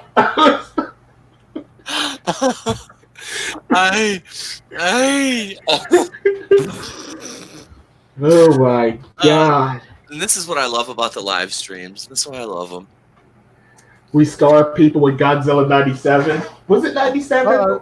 98. 98. Yep, because that came out my senior year, right after I graduated. Because I remember I went up to I'm gonna date myself here. Like I said, I graduated in '98, so I went up to KV Toys in the mall with one of my buddies, and I was like, I'm gonna buy a fucking N64. So I took some of my graduation money. I bought an N64, and in the process, we're sitting there because a girl working in the store was kind of cute. You know, we're like 18, so we sit there on the floor, and this is me, like 18 years old. I'm like, fuck it, dude, look at this thing. There's a radio-controlled Godzilla. And my buddy found a T-Rex. So we sat there on the floor in, like, the back of the store and played with these bitches until she came back and asked us if we could help us. I'm like, no, I'm about to spend, like, $300, so we're good. I'll be there in a minute. And we sat there and played with these fucking things on the floor. I'm like, I couldn't. And I now that I have a kid, at least I have an excuse. You know what I mean? Stunning and brave. Proud of you, Pete. You know, then I bought my N64. Hey, if you haven't got a kid, you don't understand. But having to sit down with your son and show him how to play with his Army Man and Star Wars figures, or how to build Legos, that's something I wouldn't swap. Oh, dude, yeah. That's what we've been doing every morning, like for the last 3 or 4 days, because Trey hasn't been in school, is we get up and I just bought him like $50 worth of Legos, which is like about a couple thousand pieces in a big tote from one of my buddy's wives who was going to sell it at a garage sale. And we built, like, I posted pictures in the chat of that fucking big ass like prison complex I built. And I added on a launch pad, and now I built some vehicles, and we're adding on some more shit. So yeah, I love Legos, man. And we can't get enough like playing with action figures though. Like you never can. That's a beautiful thing about being an adult. It's like you can do a lot of things if you want to. Like you can play with action figures, you can eat fucking cookies for breakfast, you can ruin your appetite because there's another one literally right around the corner. That's I'm an adult. Dessert first. Mm-hmm. You know what I had for breakfast? I had 3 mint Oreos and leftover breadsticks that sat on my bedroom floor from last night. I am mad. Coffee. And then I went and shit my brains out after I had my coffee. It was a good day. That sounds like a very peaceful morning. I like that. It was. That is tranquility. The most stressful part of my morning was going to the fucking post office. That's it. I figured it would be wiping, look forward to turning 50 I love the and turning 50 up in the morning and having a dump. That's what you got to look forward to. Best part of the day, taking a dump. Wait, hang on. I gotta go to the comments here because Raiders just made a good comment right here. Boom, Lego SJW containment camp. Just right on the wall. You're racist if you break this, and I'll just sit there and go. San Francisco. Yeah. I actually have from the Lego movie. If those are familiar with it, we've got a lot of the figures from it. So like I've got President Business and shit, and I built like he's got his tower. He just sits up there bitching on his phone, and he's got Bad Cop posted up outside his door, and Django Fett's one of his bodyguards too. So yeah, because we got a good mix of figures up in there. But yeah, there's an eclectic mix of figures. So no, man, Godzilla. And you were talking about what's it, Millie Bobby Brown? Is she the one? See, because I've never seen Stranger Things. I've never seen it. I know. Never watched the second of the show. I'm aware of the show's existence, and I know she's in it from memes and stuff. You know what, Pete? First season and call it a day. That's all you got to do. Watch the first season. It's self-contained. It's great. You told me to watch something. He's gone. What, 5 minutes. He's only 5 minutes. I think you found those pictures from Old Boy. Found the pictures. Oh So, my God. hey, I found. That was a quick one. That's what she said. Oh, trust me, that would be the first time I heard that. But you know what? Fuck that. Still smashed. you I'll get you next time. Hashtag That's right. I owe you a receipt, girl. Still a notch. Hashtag that in the chat. Still smashed. That's why you tell her, you're like, you know what, girl, tonight we going 68. And when she asks what that is, just say, that's when you give me a blow it, I owe you one. Yep. I'll catch you next time for that one, boo. Oh my God. I don't want to be Michael Douglas. Well, It's better than being Louis C.K., I guess. Oh. To be fair, I'd rather finish in Sarah Silverman's mouth than just in front of her. But that's just me. I mean, she's kind of. I can't believe. Like, I'm sorry. I think I could hit. She let Jimmy Kimmel smash, and that's when he was on the Man Show. He was still chubby Jimmy Kimmel then. You know, he wasn't even like. Yeah, that was funny, Jimmy Kimmel. That was funny, Jimmy Kimmel. Yeah, that was funny, Jimmy Kimmel. I missed that guy. That was before he got all cucked out. You know what I mean? Before Disney got a hold of him. That's the crazy thing about all this, man, is that he's out there, you know, being all fucking like not even apolitical, being all fucking weird and shit on national TV, and it's like, y'all remember he was on the Man Show, right? Like every show with girls on trampolines. Yep. Well, the problem is people found out Adam Carolla was really the genius behind the Man Show. Yep. Well, if you think the lobotomy scene in the black hole was for show, no, that was the Disney indoctrination process. Straight to the brain. All right, so let's see here. We've got next. We are going to go into these Reddit leaks a little more in depth here. Okay, hold on. There's the artwork, and then there's the follow-up. I don't think there's much in the follow-up. Details on Kylo Ren. Most of it's just comments. Yeah, let's see. Yeah. No, go ahead, Dave. Apparently, there's no love story. Yeah, that pissed the Raylos off.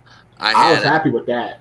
Yep, I had an article. That I might do a video on, but yeah, that leak triggered all the SJWs. Oh, they got fucking pissed. Like they were mad. Like there was a whole hornet's nest of little like I don't know, fangirls. Just weirdos. Yeah, those little. The pronouns in their Twitter bio, people were the alphabet people were pissed. Let me get this straight. So they're going to preach diversity and inclusion all these 9 years or however long it's been, and then they want to ship the two white characters together. Yep. Yeah. No, they wanted him to be cut to her. Mm-hmm. Gotcha. Because you can clearly tell the Force Awakens, like Abrams clearly meant for her to like maybe end up with Finn. Yep. Yeah. I mean, that's kind of racist if you're trying to take the black fans woman away. That's racist, man. True. Them Raylos are racist, man. I don't stand for racism. Get him. I want Finn to be the first stormtrooper to actually make his shot. He'd miss. Oh, Oh, no, I got to clean up the wall. The first stormtrooper to bullseye. yeah. Oh yeah, he went right up the exhaust port. Yeah, he went straight. He didn't even need the Force. Yeah. That's the thing. They ain't got to worry about no fuel no more because they fixing to drill for oil. You know what I'm saying? But in the leak, there's a worse spoiler for all the people who think Finn's going to score. There's a possibility the black woman in the unnamed black woman in the trailer is his sister. Yep. Yeah, I was just gonna say, man, they were talking about that being his sister. But I originally thought that was going to be Lando's daughter. And does that mean Finn is Star Wars, every black yeah. person's that's They're all Lando. related. Yeah, he's Finn Calrissian? That's Holy Finn crap. and the droid's baby. I mean, Lando and the droid. That's why he's so close with BB-8, man. Hey, did you see Wrong Battlestar Galactica? Robots can reproduce now, okay? I posted a meme a long time ago, way back when Solo was coming out. And you know that meme? It's the dude looking over his shoulder at the chicken red. I posted a meme with L337 and Lando and all that, and he was looking at BB-8 going, "Bam, she dumb thick." Oh my god. So yeah, I can just see Finn. Lando's produced to an Uber driver. How do you feel about that, Alex? I'm sorry, say that again? Lando is Ray's Uber driver. Lando, after Ray goes to visit Leia, Lando gets the Falcon, and he spends the rest of the movie driving him around. Yeah, he If spent the rest of the time they pull a driving Miss Daisy, oh god, her name is Daisy. Oh god. Oh no, don't get them ideas. Remake of Driving Miss Daisy. Oh god. If she says something and he says, and she tries to teach him how to say it, and Billy D. Williams at any point says "Ara," I'm gonna lose my shit. Like Hope did. You remember what I'm talking about from Driving Miss Daisy when he's trying to Oh my god. No, god damn it, Billy D, don't do it. You were fucking selling Colt 45 and nailing the Jacksons. Come on, man. Come on. Batman's best friend in the Batman movies. What the fuck, man? Yeah, Billy, you got your rollback. You've got your Lego Gotham series to do yet. So that was cool that he finally got to be Two-Face after so long. he finally, but he's got. Isn't there a Lego Gotham coming up? Oh, I don't know. I know he's up for next Lego movie anyway, because the Lego Batman's getting a sequel. That's where they fucked up in Batman Forever, man. They should have had Two-Face, like Tommy Lee Jones, have his face turned into Billy D. Williams instead.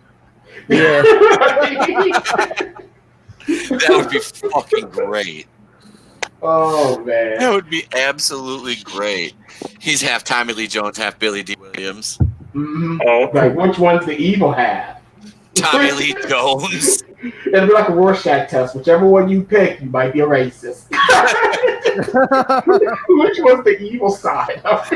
I'm right now. I'm like sitting there acting out that meme where the dude's going to push the button and he's sweating.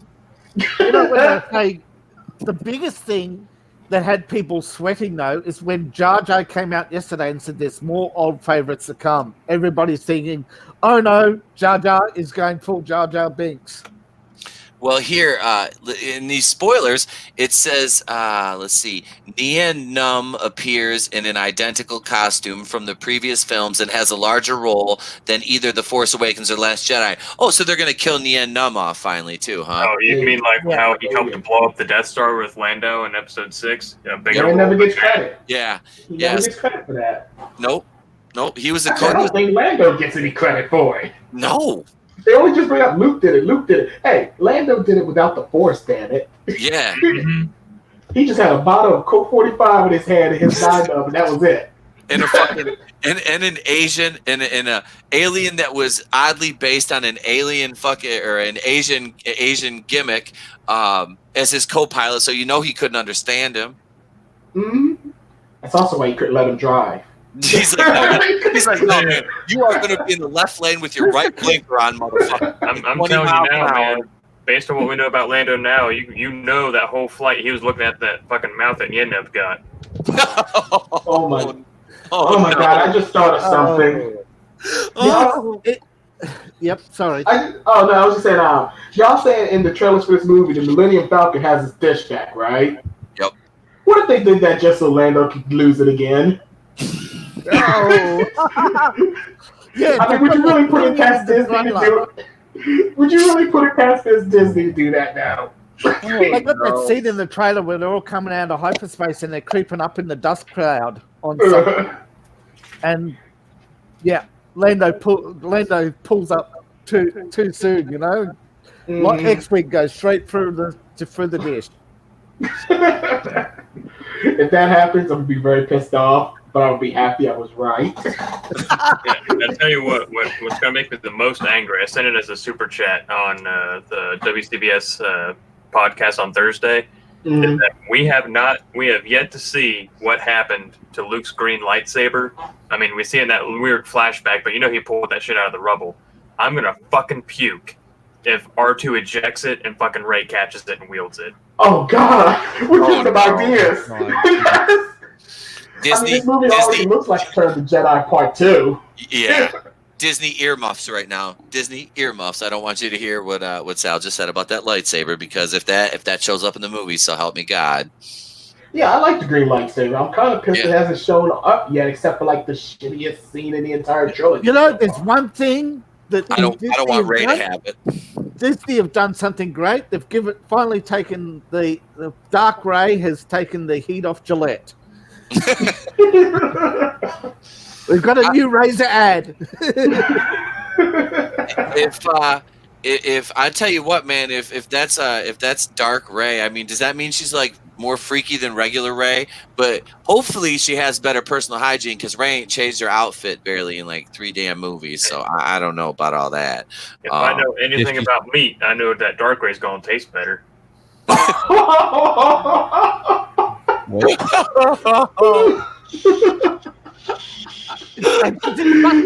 Spit out my drink. Oh, Hail Salvador. Hashtag butt stuff matters. Oh my God. I didn't know sleeveless shirts and capris did it for This you. podcast is up for any sort of awards. Anybody watching? Just saying. Yeah. We are YouTube awards. Yeah. Yeah. Oh my God. Quick comment from Raiders of the Lost Flicks. Adam says, "Am I too fat if I think Nia Num's face looks like a stack of waffles?" No, that means you've been watching too much Stranger Things. I was just saying his mouth reminds me of an ex-girlfriend, which reminded me of an Arby's roast beef sandwich. Oh. Hey, look, I didn't hit the doll meme. Arby's. Ooh, that roast beef. I didn't know they could make Panosha look bad. It looks like somebody's threw it against a wall.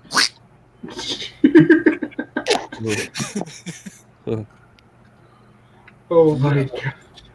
Oh, this conversation has scarred me. Well, I think that's Quick wheel turn. Yeah. Speaking of Millie Bobby Job is Brown. done. We have scarred Alex. This is I not am a scarred. Happy birthday. What's up, Sal? Speaking of Millie Bobby Brown, I saw this, what was it, probably 2 years ago. It's one of those random fucking, those ads that pop up on Facebook while you're scrolling. It was like Newsweek or People's Magazine or some crazy dumb shit. And she was, I'll never forget it because I shared it in pure disgust.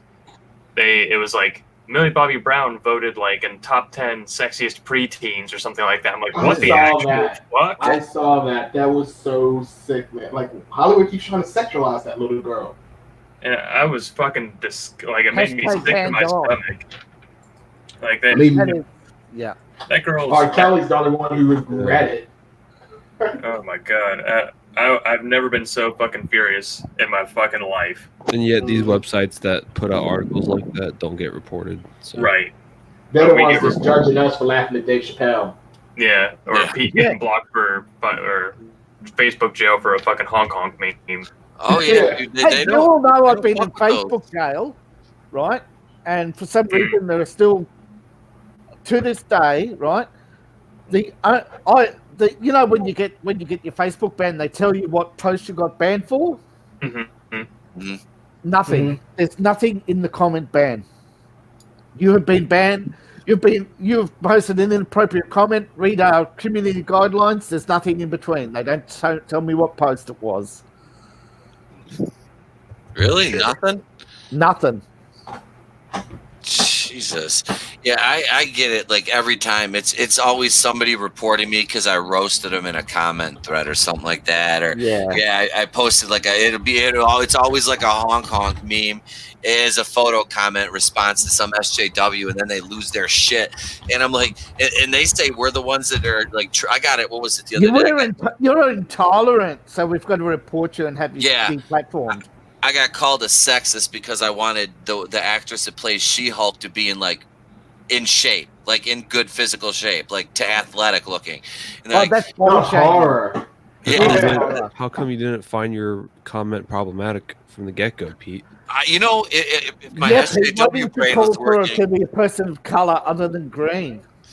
Yeah, I'm like, She-Hulk is green and she's buff. That's what I know. And if they have a problem with that, I'm like, then you motherfuckers don't know the source material. So which brings me to this article that I want to talk about. This is from Bounding into Comics. Eric July, we all know Mr. Young Ripper, rips CBR writer for wanting to change She-Hulk origin story. Now, I subscribe to Ripper. I'm not that much into comics, but I love the dude's videos, and he does some really good work. YouTuber Eric July ripped into CBR writer Sean Lelos after he advocated for Marvel Studios to change She-Hulk's comic book origin story for the upcoming Disney Plus show. July takes immediate issue with Lelos' reasoning for wanting She-Hulk's origins to be changed. Now, have you guys heard this yet? No, this is the first time I'm hearing of it. Yeah, okay. Same. Lelos writes, if Mark Ruffalo's Hulk shows up to save Jennifer with a blood transfusion, it causes an immediate problem. This origin means the only reason Walters becomes a superhero is due to her male cousin saving her life. That's literally how she got her powers. It's how she got her powers. Yeah. Yep. Because she got shot, right? It was like a drive-by or something. Or it was like I can't remember if it was a robbery or something. I know she got shot. Wasn't that it? Let me I don't remember why she needed the transfusion, but I know she had a transfusion. So the Hulk gets his powers because he's a fucking scientist and gets exposed to gamma radiation. They're trying to recreate the super soldier serum for Captain America, and he's like, you know what? Human trials on me first. That's how he gets his powers. He's fucking, a genius and is spearheading this thing. She's a fucking lawyer. Mm-hmm. But he uses gamma. Don't forget, he used gamma radiation because they told him it was the serum for radiation, not for super soldiers. Right. Damn, she could be the lawyer, the judge, and plaintiff all in once. SJW dream, baby. I'm just really an executioner. So she goes on. The article goes on to say July obliterates this idea. That's just the facts of the matter. Like, you can't be mad at the facts, bro. That's the facts of the matter. Her existence is solely due to the actions of the Hulk. Absolutely. That's the reality of the situation. Lelos would then pontificate. This connection makes her transformation into a hero that stands on her own even more difficult. And then July absolutely roasted him. Her fucking name is She-Hulk. Why would that even be the goal? Her name is She-Hulk. Stand alone. Yeah. Hey, remember Captain Marvel's origin story? She gets her powers from a man. Yep, from a blood transfusion. They're gonna get a fucking shit when they find out why Spider-Woman exists. Hold up, guys. We can use this to our advantage. Hold up. I think Kylo Ren should be getting gone because the only reason he's even got powers is because of Leia. He needs to go. Yep. He needs to go. Sorry, it's sexist. And Kylo Ren is a white male, which makes him even more toxic. Mm-hmm. So and you know what? He's out. Wait, that's Rey only has her powers because the script says so. The script written by a man, a white man. Get that bitch out of here. This is like Kylo Ren's a guy. I know it's confusing. I know it's confusing. I think he's got the right parts, but I don't think he knows how to use them. I mean, look, hold up, though. In all fairness, though, I'm gonna be a little nice to what's his name, Adam Driver, because look, what was that show, Girls? He had to pretend he wanted to have sex with Lena Dunham. That deserves a fucking Oscar. Yeah.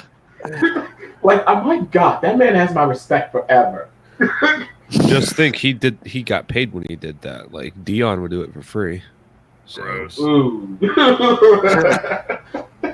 Yeah, like, oh my God. I'm sorry. Oh shit! Where the hell were we? I completely. She-Hulk. Yeah. Her origin. So Young Ripper. CBR Ripper. And boom. And he's gone. And Boom roasted. he's going to go look. He's going to look at some Tessa Thompson porn. Oh, she was looking No, kind of fine He with that wants to fucking see giant Lyndon space antenna Dunham- on top of her He head. wants to see Lyndon Dunham peg and a driver. Was I supposed to tell you before I left to go to the store? Shit, I was going to buy a new router. At least you came back, unlike my dad. Oh. Dad, if you're listening, that milk you went to go get 30 years ago is probably gone bad by now. You can come home. God damn, that's like that kid in Iron Man 3.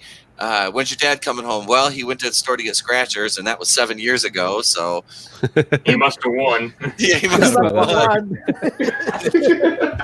I think, oh shit! But let's see. July sums up Lilo's argument. The writer is essentially saying, "Well, female characters are not standing on their own, therefore change their origin." He adds, "That's bullshit. Like again, that's completely removing what makes her a decently developed character, among other things. You are taking away the fact."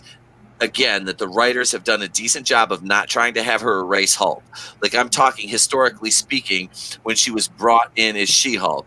July continues, her fucking name is She-Hulk. What are we talking about?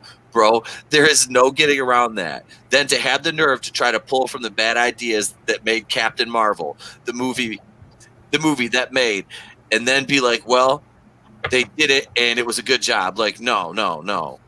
That was wrong and that was fucked up. I love Ripper, man. He is awesome. He's the shit, dude. He's amazing. And that's that no nonsense approach that he takes. And yeah, Adam, here it is right here. Yep, I gave myself a timeout. I had to put myself in timeout for being a toxic white male. Shame on you.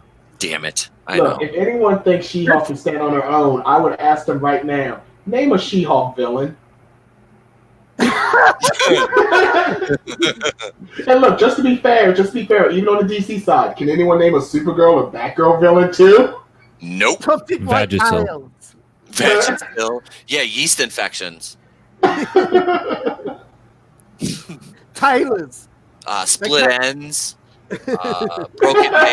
Broken nails. A heel breaking when you're walking to that important business meeting. Cluttered person. Cluttered person. Dick and a killing joke. You using it?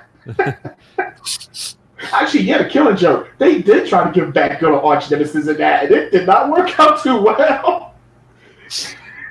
What was that, Francis guy? Still on them all. No, Joel Schumacher. No sanity pads.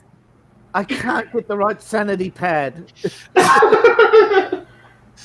That damn and speaking of bad female characters, man, there's that meme Sal just sent to us in the chat with fucking Lando and L337 and BB-8.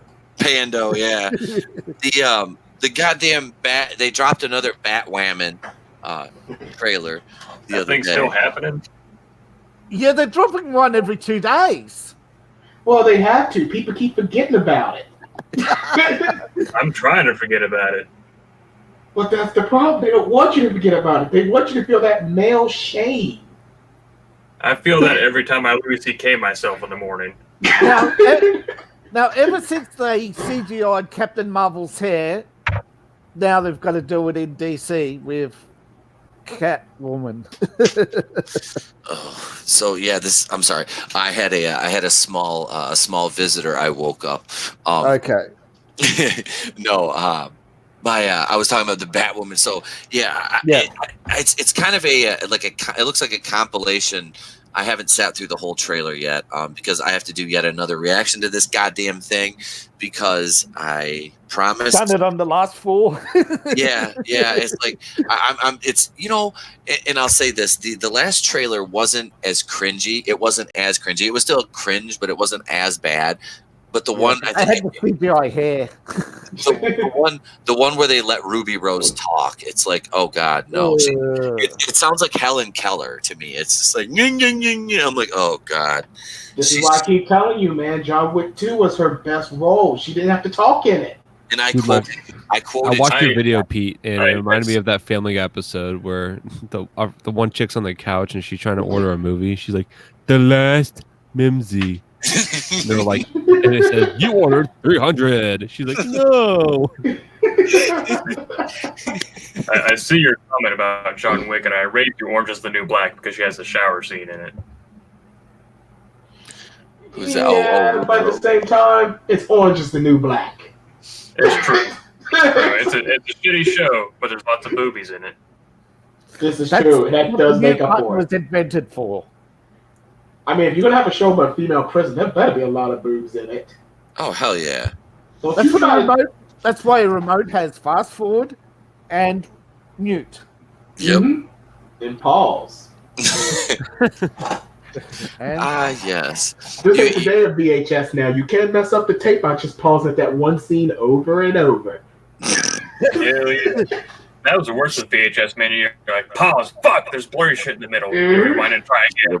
Remember, you kept doing it too much. It would cause like a little tracking thing anytime someone goes back and watch it. So they would know. You get to that sex scene, and it would just start messing up. You're like, you damn pervert. That's how I found out about it. Circling back to Catwoman, I got a VHS copy of Swordfish from Goodwill, and I was like, what the fuck's going on? Oh. I went to see that goddamn movie in the theater, and that scene lasted like 2 seconds. I was like, ain't this a bitch? You're like, oh. I was like, that was Halle Berry's pubes. That was before Billy Bob Thornton pounded that ass in Monsters Ball. Yeah, she had a Monsters Ball, all right. Getting nailed by Billy Bob. I saw that movie, man. I had myself a Hank Hill moment. Just, oh. I was had to get Ladybird to come clean up. I was like, oh, that's not right. That's not right at all. Why don't you come on down to stool bending? I'll show you how it's done, Halle Berry. And just like that, you're canceled. Oh, like the Cleveland show was. Yep. Rest in peace. You know what? I will defend it to the day I die. Out of Family Guy, American Dad, and Cleveland Show is my favorite. I think it was miles above and beyond with its humor compared to the other two. Do you know Cleveland Show wasn't that bad? No, it was fucking hilarious, man. My only problem was I think like the wife and the daughter, they were annoying, but all the other characters were really fun and cool. Yeah. Yep. The what's when that? That finally started to get cool. They canceled it. Mm-hmm. I like that Frap Friday episode where he's got that hot Friday. young. It's Frap Friday. It's a Friday when you get fraps. Didn't Ric Flair guest on an episode as himself? Yeah. Yeah. He was I thought that happened. I was trying to remember. He guest starred. Like he went to some wrestling camp or something like that. Oh shit! I'm gonna pop my camera on here because I wanted to show you guys this for a second. I just picked this up. I found these out of my mom's house. These are the original instructions, and let me see if I can get this on the camera up here. You see the 1983. Yep. Yeah. Those were the days. But yeah, it's the original instructions that came with the before the soccer moms went all crazy on banning shit. Yep. And we got that one is that place that is sitting on my dresser in here right now. And we also have this one, which I still have the original complete speeder bike and speeder bike pilot. Oh, so I love that scene so much in Jedi. Yes, dude, that was, and this is me being I love the Imperials, man. I always wanted one of the biker spots just to fuck Luke up. I'm like, man, just fuck him up. I did no wrong. That's what I said, man. I was like, these goddamn guys are just doing their job, man. Luke, man, just fuck off for a minute. And let's just see one of these biker scout pilots fuck him, or at least Leia, man. I mean, just knock him out or something. Come on. Jedi for the Guardians of Peace. Then goes out and kills 1 million innocents. Oh yeah. It was for the greater good. God damn it! It was for the greater good. Luke's an SJW.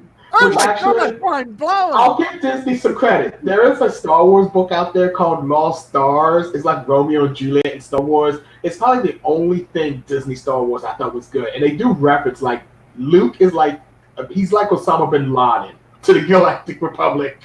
Or not the Empire. Like, people don't like Luke. They're like, you killed 1 million innocent people. You're a monster. I thought that was so hilarious now. Yeah, they wanted to bring back the old Republic. What's so great about it? They had slavery. Palpatine ended that. I'm telling you, man, Palps wasn't too bad of a cat. They had unemployment. If anything, episode 7 just proved when they came back, the corruption came back. Yes. Like, it came back almost immediately. Mm-hmm. Like, Palpatine was right. That's what gets me, man. But Leia wanted to be a princess, you see. The fucking Star Wars page on Twitter did a survey. This is a little while ago, and a data racer, and I'm pretty sure Ichibaka covered this. If you it was like, what faction is your favorite in Star Wars mythos? I remember that. You remember? You know where I'm going with this.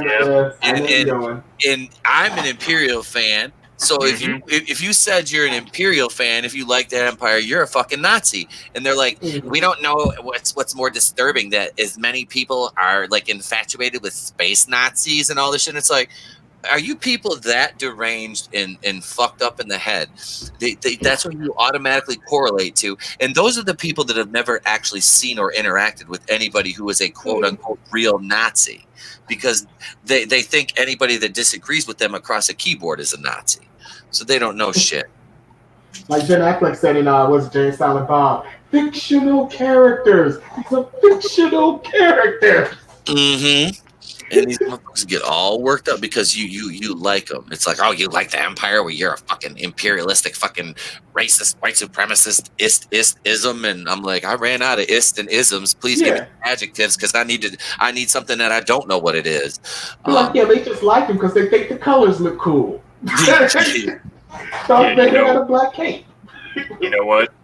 There's a reason why collectors army build stormtroopers and not like Hoth rebels. Yeah, that's true. I've got a decent collection of vintage Hoth rebels. The majority of my collection is mostly Hoth stuff, but yeah, I've got a bunch of snowtroopers. Not as many as I'd like, with not working really curtailed my action figure buying, because I would normally buy like anywhere from, I would say, a good $100 to $200 worth of figures a month sometimes. Just in vintage, and that would be like a slow month, because then there was those nights where I would have a few drinks and I'd wake up the next morning and I'd look at my PayPal and be like, oh shit. And eBay auctions are the worst for that. Oh my God. That's why I stopped doing anything that I could bid on, because I got mad one time and bid something up way more and I won it, and I'm like, oh fuck. Well, I was like, I got some explaining to do, because I was like, once I got past a certain dollar mark, I started to get a little bit nervous, and I just kept going because I really wanted this thing, and yeah. Well, here's my little rescue story. This poor little guy was on his own. He was the only Star Wars toy in the store. It was in between Fortnite figures and Transformers. I'm not for $2.99. He'd been sitting there for a week. I don't blame you. Well, you in Australia, you get like what's left of our stuff. Oh yeah, we get. It's rough. Which brings me to a question I wanted to ask you about, because I'm a huge G.I. Joe collector. Do they still call them Action Force in UK, or have they adopted the G.I. Joe brand name? Whoops. I think it's G.I. Joe now. Okay. We get the head. Yeah, as I understand it, right, we're getting the toys a week after you guys from Hong Kong, not from the US. Which doesn't make any sense because you're closer. Yeah. Mm-hmm. But that's weird. But what happens is the Chinese ship everything to the Bahamas, right, for US and North American distribution. Not so they got for to long. ship everything. Yeah, which means not for long. Which means they got to ship. They got to ship faster than they have to ship everywhere else, because that's where 80% of the toys go. You know, if you look at world consumerism, America is like 80% of the world's market right now. So all these companies thinking they're going to be doing great in China forget one thing. You start up here at the top, and they erode you down until you're out of your own business. Here's a few more of these little guys that I just had kind of sitting around here. I correlate this to episode 9 because we were talking about. Yeah, but did you ever think there'd be a time when Star Wars toys would be one peg on a shelf? Anybody recognize this little guy? The Clone Emperor. Yep, that's Clone Palpatine from the Dark Empire. And there's Luke. There he is. They were in a pack, weren't they? Nope. And there's Leia. I just bought these all individually. There's an eBay store in town right by my house. It's one of the few stores where I can go and not get like the new action figures. I think I paid like $5 a piece for these things in there, and they were. I took them out of there, all in the original packaging. I unpackaged them, and they're set up on my dresser now. So, oh shit! Look, I love it. He's got the Mandalorian helmet on. So that is nice. Yeah, I wonder if they actually are going ahead with the Mandalorian, because remember they cancelled it before as backlash to we didn't like Solo. Well, this is like a trailer, so it's set to debut. Oh no, Goober's killing younglings.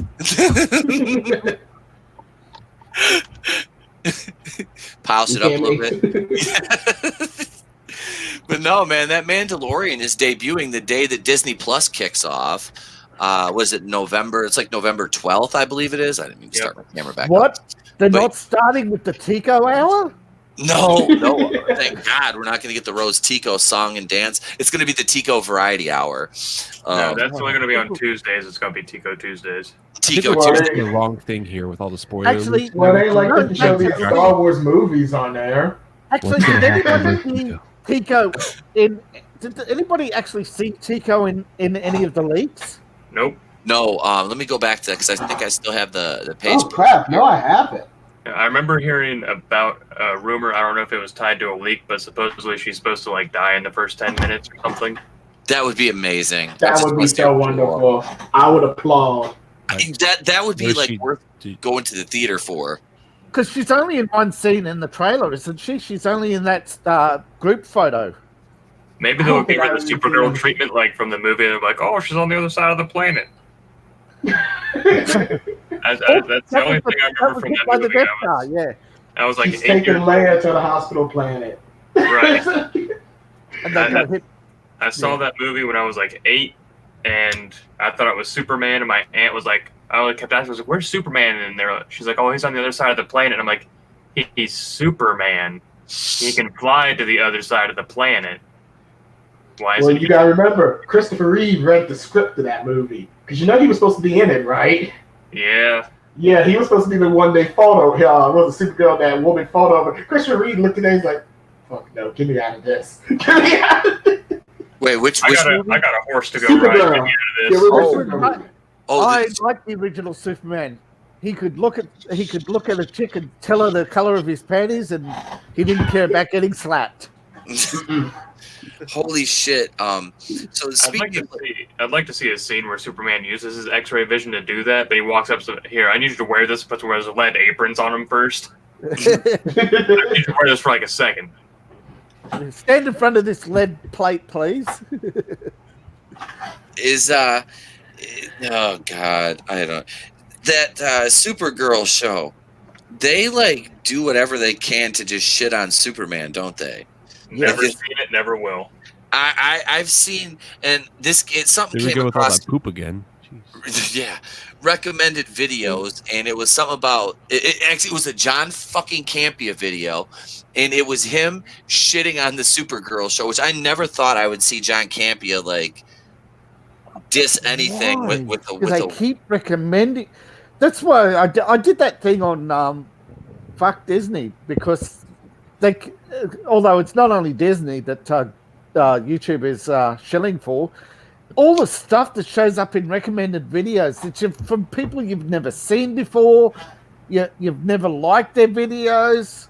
Yeah, I'm not a John fucking Campia fan.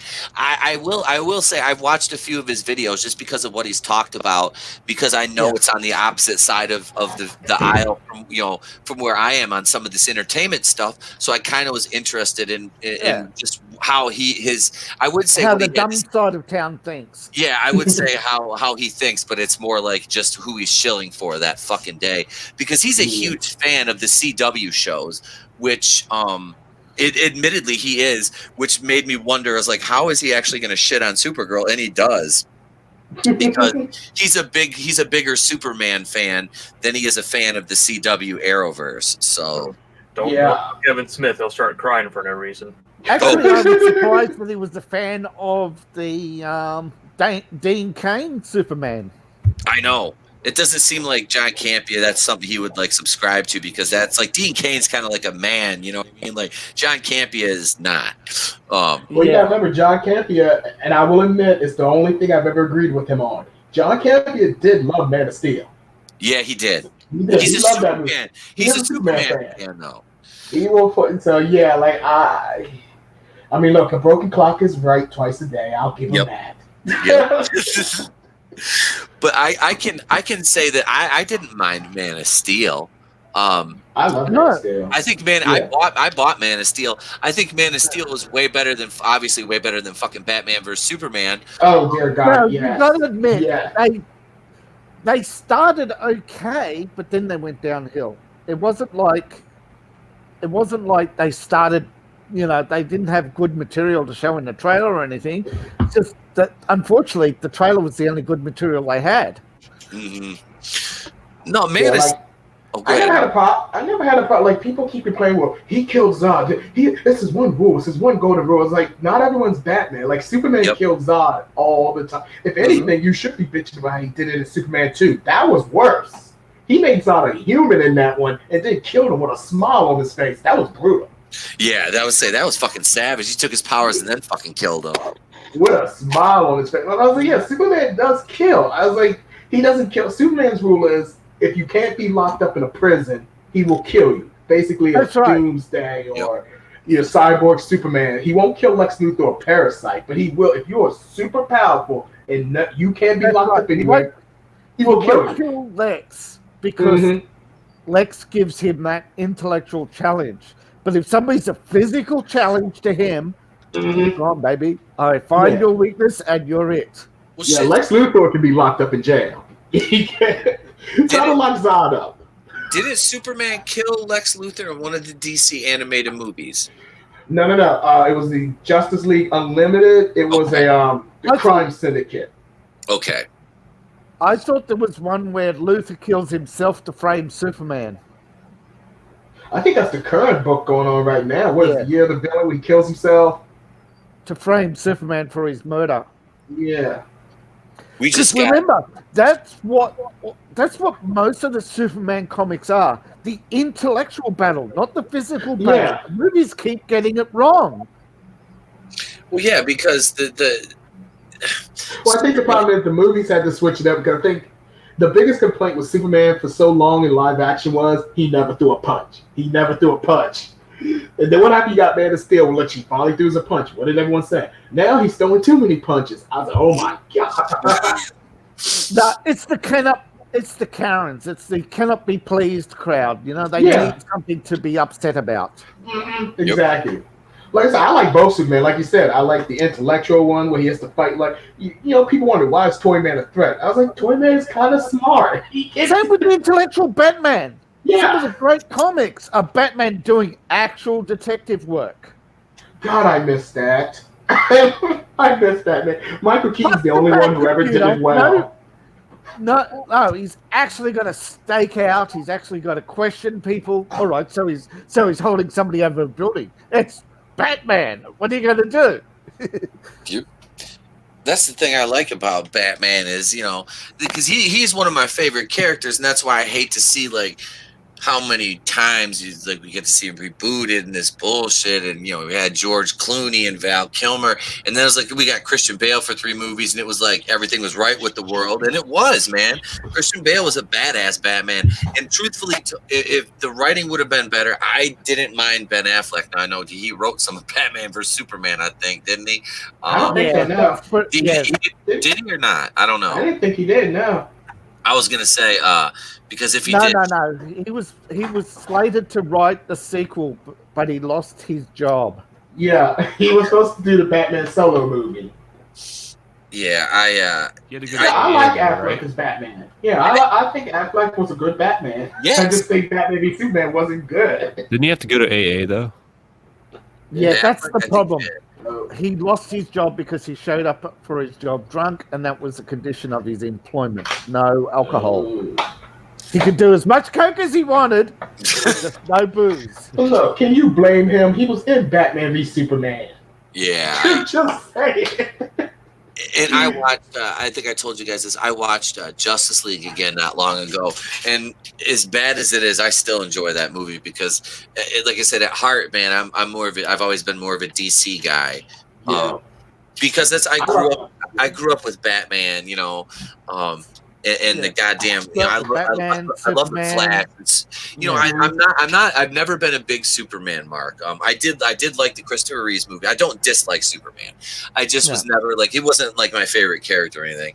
Other than Superman 4, that doesn't. The problem with Superman is when it comes to Hollywood, they just tell the same story with Superman over and over. Like you always hear, he's so overpowered. He's so overpowered. I was like, no, Superman gets his ass kicked a lot. You just have to do the space villains. You can't do Lex Luthor. Like, yeah, you got to fight, Parasite or Brainiac. But these guys whoop Superman's behind. He's the problem with Superman is he never started. He was a Superman, but he never started as overpowered as he was. That was Hollywood keep raising the stakes. Yeah, giving him the cellophane S. Oh God! I'm talking about the issue where his laser eyes can rebuild the wall of China. Oh God! Someone find that one for me. Yeah, they couldn't think of a Deus Ex Machina, so they invented one. They turned Superman into his own problem solver. Oh, I've talked myself. I painted myself into a corner. How do I get out of it? Oh, I got laser eyes now, or I can smash through brick walls. Now I can, oh, now I'm bulletproof. No, originally he was a fast runner, and he could leap over tall buildings. Yeah, he was super strong. Yeah, the whole league was sleep buildings in a single bounds, and he couldn't fly. He jumped. And we're talking about 3-story buildings, not skyscrapers. We're talking about a super strong guy who was mild-mannered. That was it. And that was the hook. Mm-hmm. They did try to lower him for what is the John Byrne Man of Steel comics in the 80s after Crisis. They did try to lower him back down a bit. But people were...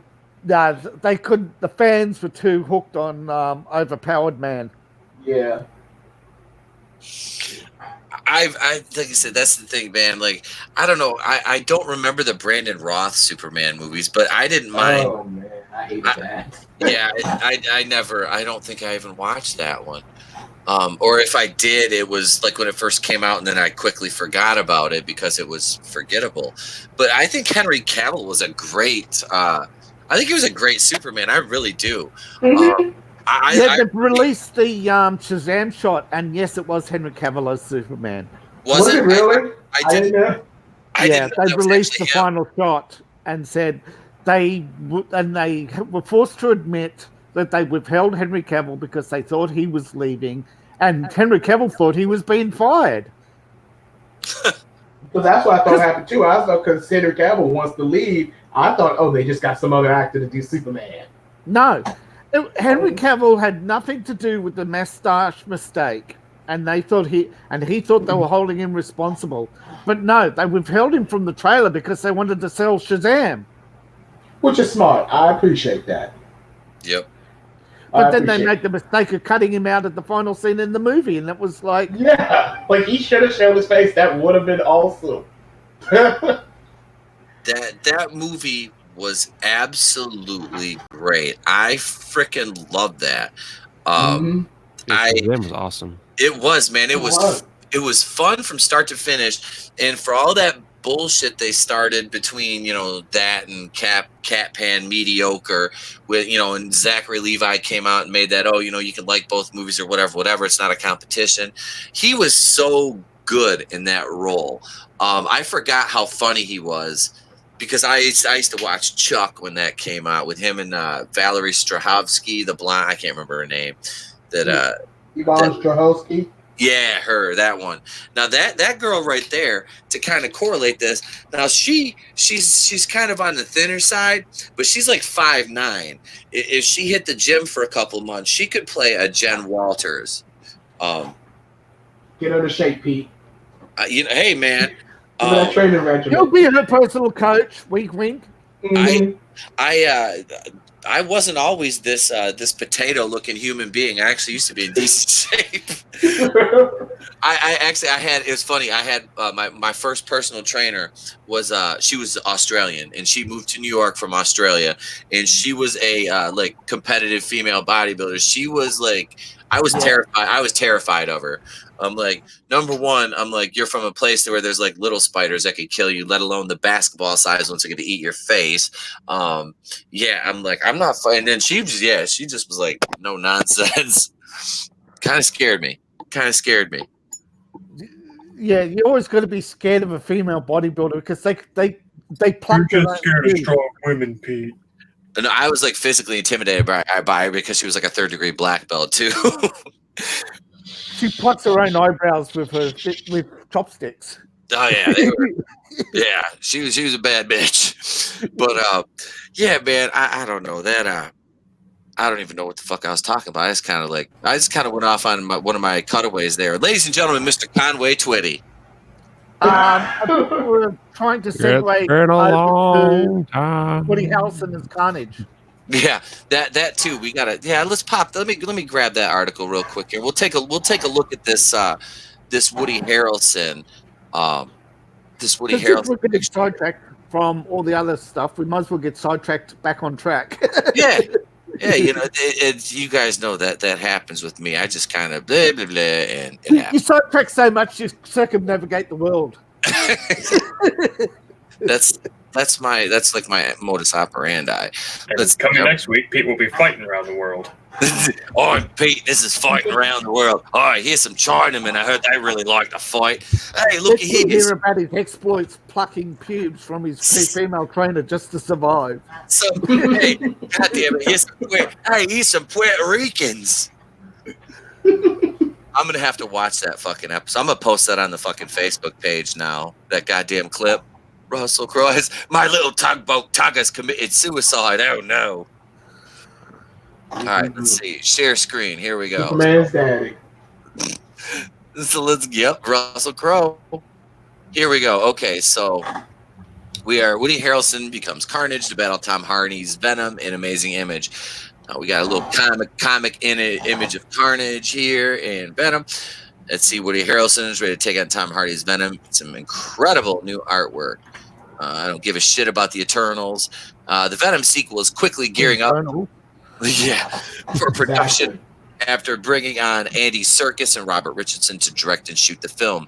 After making close to $1 billion at the box office with the first film and having an actor like Woody Harrelson on standby to play one of the most iconic Spider-Man villains ever, it's no wonder why Sony is ramping things up.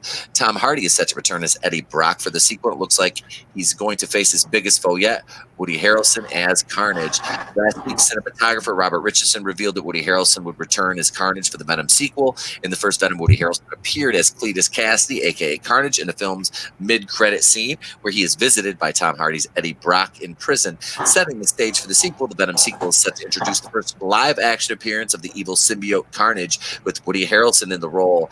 And now an amazing artist has imagined the actor in costume. Scroll down to check out the awesome image of Woody Harrelson's Carnage being ready to take on Tom Hardy's Venom. This is a fucking badass drawing right here. I absolutely love that. I've been a Woody Harrelson fan since like White Men Can't Jump and Yeah. Money Train and Money Train with Jennifer Lopez and Zombieland. Zombieland. God, yep. So this Tropic Thunder.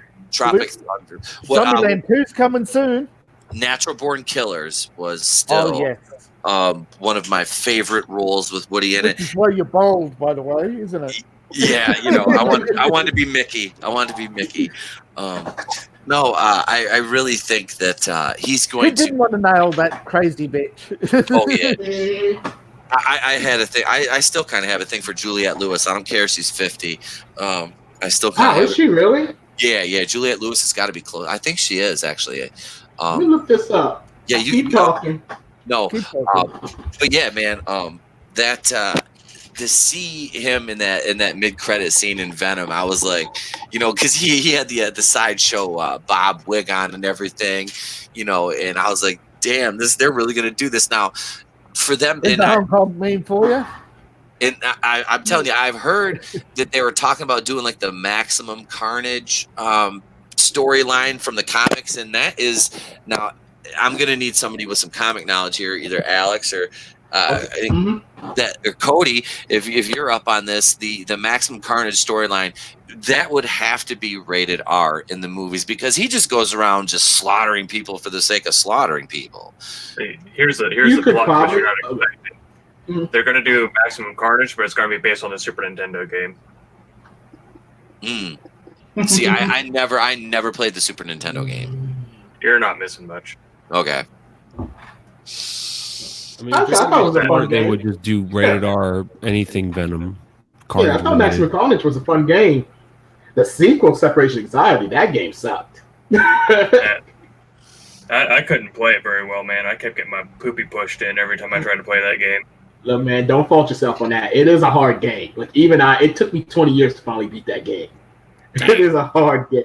Maximum Carnage is kind of weird to do without Spider-Man, only because, see, in the video games, it doesn't translate well, but in the comic books, there's a whole subplot where Spider-Man is debating to himself the entire time, should he kill Carnage?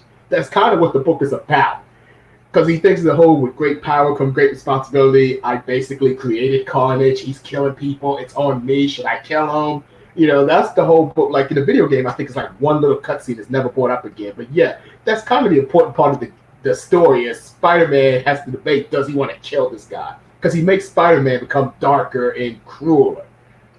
Like Spider-Man starts to turn into like Batman a little bit, where like he's getting vicious with the criminals. He's breaking bones a bit because he's realizing like Carnage he's evil. This ain't like Kraven or Green Goblin. Like this is he's not Dr. Octopus. He doesn't want to rule the world. Like he just wants to slaughter people. And Spider-Man's thinking, I need to kill him. He doesn't, but he does think about it the entire time.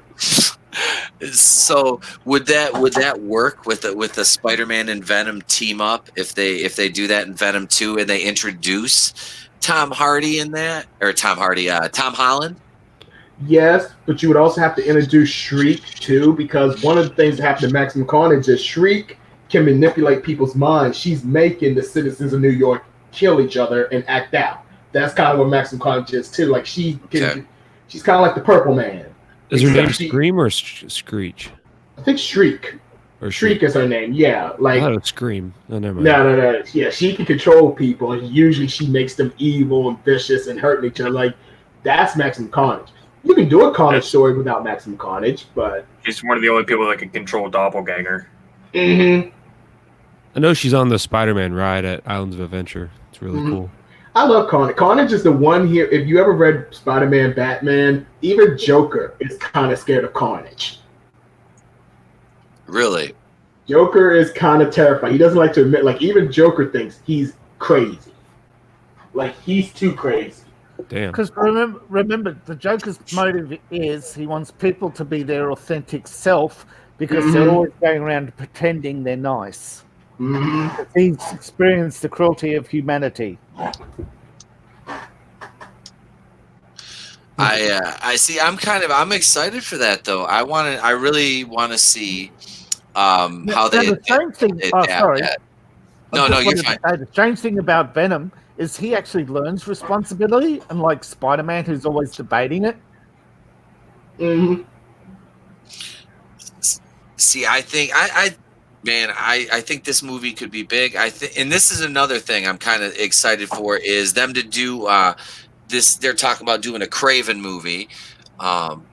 So I'm kind of stoked about that, and especially now that they can't, because there was rumors that they were going to make the dude, they're going to change Craven, because Craven is he's Russian or something like, and then they were gonna make him from Wakanda if they did it in the MCU. Yeah, this was the thing. This was the thing for a minute, dude. They talked about that in a couple articles I read, and I think I might have even done a video on it. Well, here's the thing: they can't. Never mind. Fuck it. It's Disney. Never mind. Every time I say they can't do that, they find a way. And somebody thinks it's wrong that Sony took it back from these people. Right. Well, well, there are several rumors. One of them is Disney interference. Another one is Disney wanting a percentage of the toys because they're saying they built the MCU. But, bitch, you would have the MCU without Sony because of the Spider-Man movies. Mm-hmm. It's like that. Blade, X-Men, Spider-Man. Those are your three movies. Yeah, without these three, you don't have an MCU. Yep. It's like that Patrick meme. You took my only source of income. Now I'm going to go bankrupt. Well, everybody knows that Disney has lost money. Okay, they haven't made a loss, but they've lost billions. And everybody knows that one of that missing billion was Captain Marvel tickets. Yep. Yeah, it doesn't count when you spend your own money on it. To use another comic book analogy to phrase this or to frame this other comic book, it's like Leonidas and the God King Xerxes. You just have to make them bleed. And Disney is starting to bleed. So it's the moment that they show weakness and that they can't, they really don't have a firm grasp on everything, And they're all these going to fail and all their money's going to disappear and they're going to have to sell back properties. Now, all these shills running around saying, oh, Disney's a huge company. They can buy Sony. 166 billion, they're nearly worth twice Disney. Yeah, good fucking luck. Sony might got some money problems right now, but I was like, make no mistake, the PlayStation is keeping them on board. Like, they're good. Not just PlayStation, they own the third, wasn't it the third largest private bank in the world or something? They might do it. But yeah, like, so people make it seem like Sony's going out of business any minute. It's like, no, it's not. They cut some things away, like the biocomputers. They had to cut away, but Sony's doing fine. They're not going out of business. No, Disney's not just going to scoop up and pick that up in a fire sale. It'd be the other way around at the way it's going, because Bob Iger's in trouble. He's been named as a co-defendant in Harvey Weinstein case, and he's fighting that in court.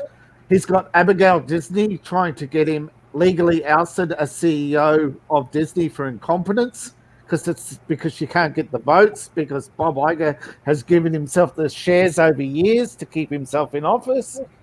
Oh man, Disney's got all these things going on, and the last thing they want is, this Sony fight to drag out, because it's hurting both companies.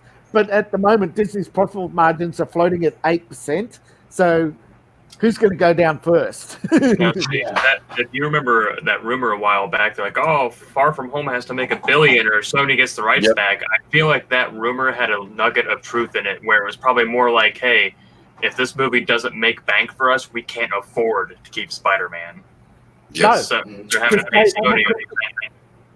Because what happened is Sony said, right, we'll share it 50-50, but you can't have any of the toy sales, you can't have any of the merchandise, and it still has to be Sony branded. And I think Sony, okay. I think Disney always had the toys to Spider-Man, because I think Sony sold the merchandise rights back to them. That's how they got Spectacular Spider-Man, I think, for a little bit or something like that. I think Disney wanted more profits from the Sony movies. Yeah, because Sony don't. From the that's what I mean. They wanted it from the other. They wanted. They didn't want just what they had. But see, remember, it's the only reason why Spider-Man is split now is because Sony only had the rights to that.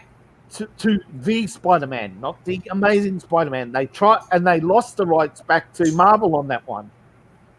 See, that's the thing, is that Sony doesn't just own cinematic rights; they actually own a percentage of the character. I Like, heard that before. Yeah. Yeah, like And Disney it's a wanted lot more that convoluted. percentage. Yeah, So- Disney wanted what they called a fair percentage, and so they said, "No, you can't have 5% of our toy rights Mhm. because that includes all our video games." Yeah. Because that Spider-Man game sold pretty well. They sold $1 billion well. So, right? yeah. And it's only on one console that it sold that well. Yep. And I am a proud owner of that game because it is phenomenal. Yeah, it's Same one of my here, favorite man. video games. Same Like- here. Say what you will about like the graphics and all that, because PlayStation 1's limited. I don't think there's been like a bad Spider-Man game necessarily. Like, even though I talked trash on Maximum Carnage for a little bit, which, by the way, it took me well into my 20s to realize that if you squeeze R and L, that's how you bring down other superheroes. That would have helped a lot when I was but it was still fun. I got my crap pushed in a lot, but I still played the shit out of it. The worst So- thing that would happen to a Spider-Man game is it might get tedious, but they rarely ever get bad. Yeah, the worst thing, Spider-Man 1, another kid lost his fucking balloon. Tie it to your wrist next time. Oh, that was Spider-Man 2, wasn't it? Yeah, think get the so, yeah. balloon. Yeah. Oh, I hated that balloon. That balloon was like my arch nemesis. I hated it. I love that game though, but still. Now, another rumor is that Disney interfered with the appearances of Tom Holland in Venom. I've heard that. Yep. That they shot a scene, and it wasn't Spider-Man. It was Peter Parker. Yep, and they made him cut it out. Now we found, apparently he did. It was Tom Holland standing in the background of the Mhm. first Venom trailer. Yep. And they made him cut it out. They're like, nope. So I don't know. Like I said, I'm more optimistic about him going over to Sony now, even with the Amazing Spider-Man faux pas. I think that was overwriting and overthinking it. And Now the crazy thing is, it only failed in the US. Worldwide, it did 700 million. and I that's heard, what yeah, Amazing Spider-Man, it did decent. Now, I don't like those movies, but they were decent enough over there. They did some money. Yep, that was kind of like, my next point was they're not well received by the fans, but absolutely they made money. They weren't good. They weren't good by any stretch of imagination. They But were unfortunately, at the time, like I said, at the time, Sony had all this outside influence still from Marvel.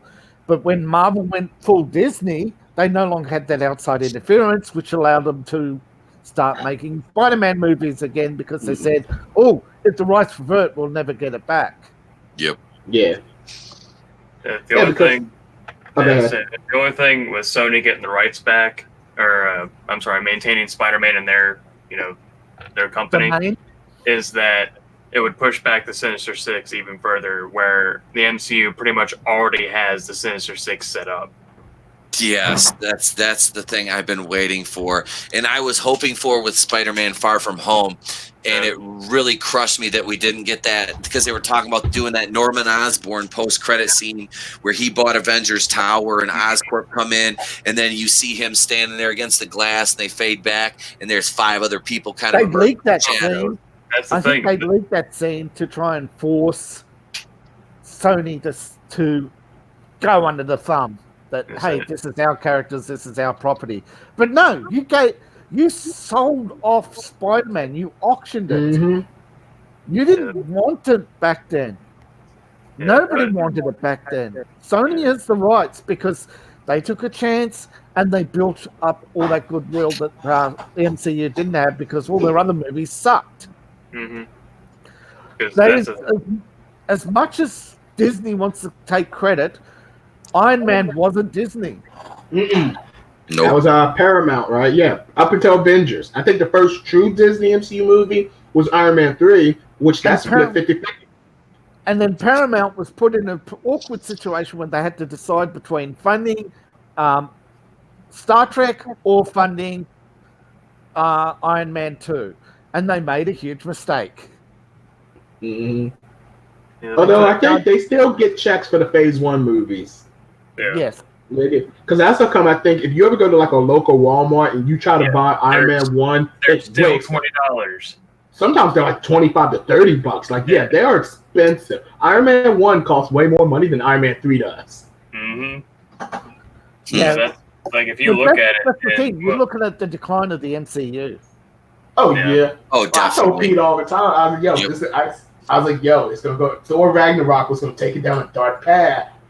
It was gonna lead to the wokeness and the jokes. I didn't want to believe it, and then boom, man, just right upside the head with, like I said, here was like we started out the week of Thor: Love and Thunder, and I'll put the camera here. We started here with Love and Thunder. I was like up here, and it was like dee dee dee dee dee, and it was like announcement. And like after 4 days, Monica was sitting back going, "I told you so," and I'm just like, I'm gonna kill myself. Like, are you kidding me? Like, I should just like, told you, man. I should just shoot myself because this is They ridiculous. teased this well. They just announced the movie, and our imaginations took over and Mhm. thought that Thor and Lady Thor were going to be king and queen. Yep, and then you get the whole thing now that they're just pushing him right out. Like he's gonna be done. He's Like- tucked in his own movies. Yep. And Yeah. Mm-hmm. Well, here's the thing. Chris Hemsworth, honestly, I kind of think of Hugh Jackman, except I think Hugh Jackman's more talented. Like, Chris Hemsworth has to come back to Thor because it's really the only hit he has. Mm-hmm. You know what I'm saying? You hear of actors sometimes you get rid of an actor because the more you bring him, the more money they cost. Oh. I can see Chris Hemsworth being the only one who will take that's a why they paycheck. killed Hugh Jack. That's why they killed Logan. They couldn't Yeah. afford Hugh Jackman. Yeah. Yeah. But Hugh Jackman was always willing to come back because, like I said, he didn't really have any other hits. No. I like Van Helsing, but that movie bombed. I love that movie. Yeah.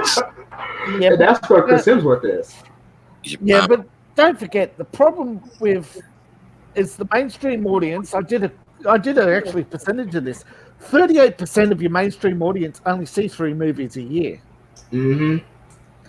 and the rest of the money comes from getting into that getting that 1 month in China. Gotta get that Chinese money. Oh yeah. That's But why when you look at the movie posters, certain characters are shrunk down compared to the American posters. The Chinese are really fucking racist, apparently. Yeah, they Yeah. kind of are.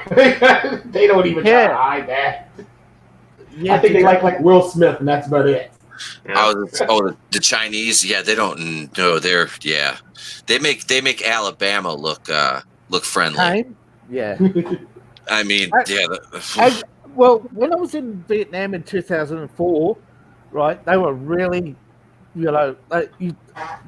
they couldn't have a nice thing to say about black people. But when I was there in 2012, it was completely different. So there is hope for China, but don't think of the immediate future. Look how long it took Vietnam to stop being openly racist. Well, welcome to 2019, China. Welcome. Let me be the first to welcome you to 2019.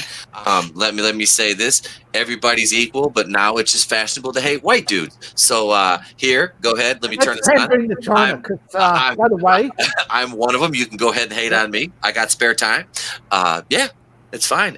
And I'm bald and goofy looking, and I'm wearing a Plaxico Burris jersey for some reason today. I don't know why, but I am. I would tell China just. China's funding Disney. That's where Bob Iger's getting all his money from to buy all their shares. They own everything anyway, so I mean, they probably are. I would just tell China to be like, oh, if you're trying to catch up to 2019, just hang around like 2011, 2012 for a while. Yeah. Enjoy it.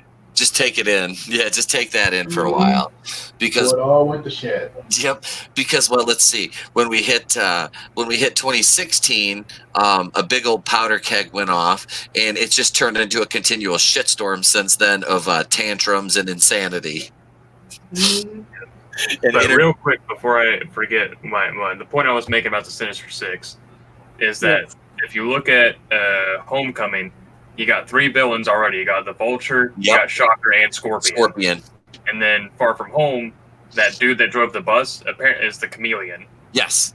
So that's how they're like, well, if he's here, that means Kraven's floating around somewhere. And he was rumored to be the villain for Spider-Man 3. Mm-hmm. And then you can guarantee if Mysterio can do all that, he probably faked his own death. Yeah, there's your Sinister Six. they did a whole thing about that bus driver in Far From Home, because that guy's like a bad motherfucker, and that's exactly right. Well, That's how that yeah. tied him into Craven. Mm-hmm. Yeah. And then I think what was it? It was no, I think I get out of a different movie. There's like a flower truck delivery that drives by and has Craven's name on it. Wasn't that one of the Andrew Garfield ones? Yeah, I think so. And this is shitty to me. Is the only Rhino we've gotten thus far has been Paul Giamatti. He was a good Rhino, but he was it was in the You mean wrong for the- place for the at the 3 wrong seconds? time. Yeah, the 3 seconds. See, but that's the best one, because you get to like picture in your mind's eye that that's the end of that Andrew Garfield Spider-Man, because Rhino just cut him to ribbons as he jumped through the air like that at him. Mm-hmm. Like, and that was the Oh. end of Andrew Garfield. I forgot about Prowler. Yep. Prowler's in Homecoming. He's what's his? Oh, Childish Donald Glover. Gambino. Donald Yeah. Glover. Yeah, Donald Glover. Yeah. Yeah, so you have a A Sinister lot of Seven. people have You're gone like, back and looked through those movies, and they point out all the characters from just the Mysterio crew have been all the way there through some of the through many of the MC movies. Yep. Mysterio's been there in almost every one. It's been really weird. Mm-hmm. People forget the Tinkerer was in Homecoming too. Yeah, and the Tinker. I forgot about him. Yeah. Yep. Yeah, because that's his the dude that always answers Michael Keaton's phone. Yeah. Yep. And that was the thing, is like, I didn't realize that old boy in the And that's prison. why Disney. That's what Sony said. They didn't realize how many tentacles Disney put into their product until they realized and looked at the upcoming Phase 5 contract and realized they just lost control of their property. After they make the Venom 2, they have nothing. Because don't forget, Sony still has the rights to Sinister Six. Mm-hmm. So, with that being said, are any of you guys familiar with that Morbius project? Was it Morbius the Living Vampire with Yeah. Jared? Oh, with Jared? yeah. Shit, I forgot that was a thing. Yeah. I covered that before. Sony's changed that movie twice. It's definitely going to be a vampire movie, Mhm. but that's the only thing that seems to be it. Like, they've changed that movie twice already. Don't tell the comic book authority. Ooh. Isn't that supposed to come out? That's coming out next year, I believe. Yeah, 2020, supposed to be May, maybe April. They haven't nailed out a release date yet. So what are they going? They'll be going up against, if they go in May, they'll be going up against Black Widow. Yeah. Yeah. Yeah. The thing is, they got. I think Ghostbusters is in the summer, Mm-hmm. and the winter movie is Morbius. Yeah, I'm really excited about the new Ghostbusters movie. This Morbius one. I'll wait till I see a trailer. Yeah, I Yeah, want some people are saying it might be like the a remake of Blood the Blast Vampire. to. See, I don't know anything about the source material for this character. The only reason I really know anything about Craven is I kind of had to look it up. I mean, I was aware that he was like a Spider-Man, like a villain, or I don't know. Is he always a villain? I'm not really sure. No, I think like the late '90s, he did turn into a good guy because he's in Maximum Carnage as one of the heroes. Okay. I tell you, if you want to read anything about Craven, and Jeff will back me up, just buy a trade paperback of Craven's Last Hunt. Okay. Oh yes. That's All right. one of, if it's in the probably top 3 best Spider-Man stories of all time. And it's more of a Craven story, but it's fucking good. And the funny thing is, that's the book that made Craven cool. Because up until that point, Craven was kind of a joke villain. Yeah. It was He was kind a of, goofball. yeah. Okay, I'm going to go. I've got to go pick up my kid. So have a great day, Alex. Oh, thanks, man. Have a good one. Yep. And I'll Watch out for see those you later. kangaroos. Thanks for coming on, Dave. You're welcome. See ya. Yeah, later, man. Yeah. All right. Yeah, that's that Craven. I wrote that down to actually order that trade paperback. I'll dig that up online, It's 100% worth it. and I'll have to buy that one. Because like I said, one of the darkest Spider-Man stories too, until Yeah. Maximum Carnage came out. Fair warning, he does spend a lot of that story naked. So Yeah. that's like Don't so. worry, it's shadows. You won't see any dong. Yeah, you don't see any bat dong. I was gonna say is it like Bat Dong? God, No. So the thing about that, right? Oh, he's gone. Well, I'll say it anyway. I would be again remiss in my duties to not talk about toys. So they had that Marvel Legends Kraven The Last Hunt 2-pack with Black Suit Spider-Man and Kraven, and people were complaining. They're like, oh, his shorts look weird. He's wearing tights. I'm like, he's naked through most of it. You should be glad he's wearing clothes. Be thankful they gave him pants. Because he goes on a real trippy journey in that book. Yeah, he does. that'll- He's kind of. Would it be fair to draw a parallel between him and Ra's al Ghul? Because he breathes in all those fumes and chemicals to keep himself young. Yeah, I guess in that aspect, yeah. Oh, that's Craven's gimmick in this deal. Sort of. Well, He's kind of. comes from a Russian royalty family, and without too many spoilers, like he emigrates to America, and they lose like everything. So he's used to like a lush lifestyle, and then it's really in depth, and it just you got to read it. Okay. Yeah. This is on my list of books to pick up, so I will be checking that out. And as I'm looking right now, we're getting close to that 2 hour and 30-minute mark, and we got about 3 people watching, which means you know what? All good things must come to an end, and I think this has been a damn good episode tonight. And I'd like to thank, first of all, Alex for joining us on his birthday, man. I hope you enjoyed your night, spending your birthday with us here, man, and I'm glad you did. Me too. Glad. and let me work my way around to my Florida constituent down there, Goober Brothers Entertainment. Cody, thanks for coming out tonight, bro. I know it's last minute, but I always appreciate you hanging out. Yeah, man. Thanks for having me on. I appreciate it. And thanks for asking. It was a little last minute, like you said, but yeah, dude, it was awesome. Thanks for having me I'm glad on. to finally get to do a show with you, Cody. Yeah, man. It's been cool. I've been waiting to do one with you. I know, right? Scheduling's just been off, but this was a good one. Well, hey, And, happy birthday again, man. That's awesome. I And appreciate it. And of course, last but certainly not least, Mr. Salvador. Thank you, sir.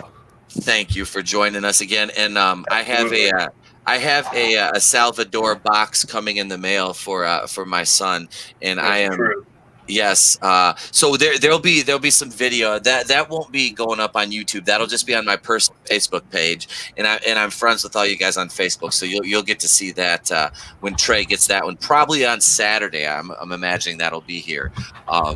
So we'll be doing a little dad and son unboxing video during that after we go to the zoo. So that he's already stoked about it. He kept making me show him the pictures of Shazam today.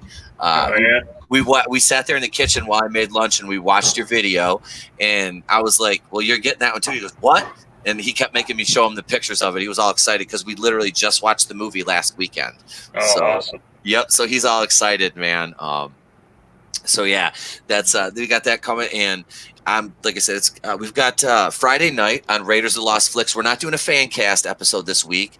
We've got a watch party over at Raiders of the Lost Flicks. My brother from another mother, the Groovinator, will be watching. And I put the poll up on in the Raiders group on Facebook. If you're not a member yet, you should go over and join that. And you have to go through me because I'm an admin. So if you're a dick, I'm not going to let you into the fucking group. So Just distract him with Tessa Thompson. You get in. God damn you. God damn you. I'll lose myself into the reflection on her forehead. We'll both be beaming back and forth. Me because I'm bald and her just because she has a big fucking forehead. And she uses charcoal instead of propane.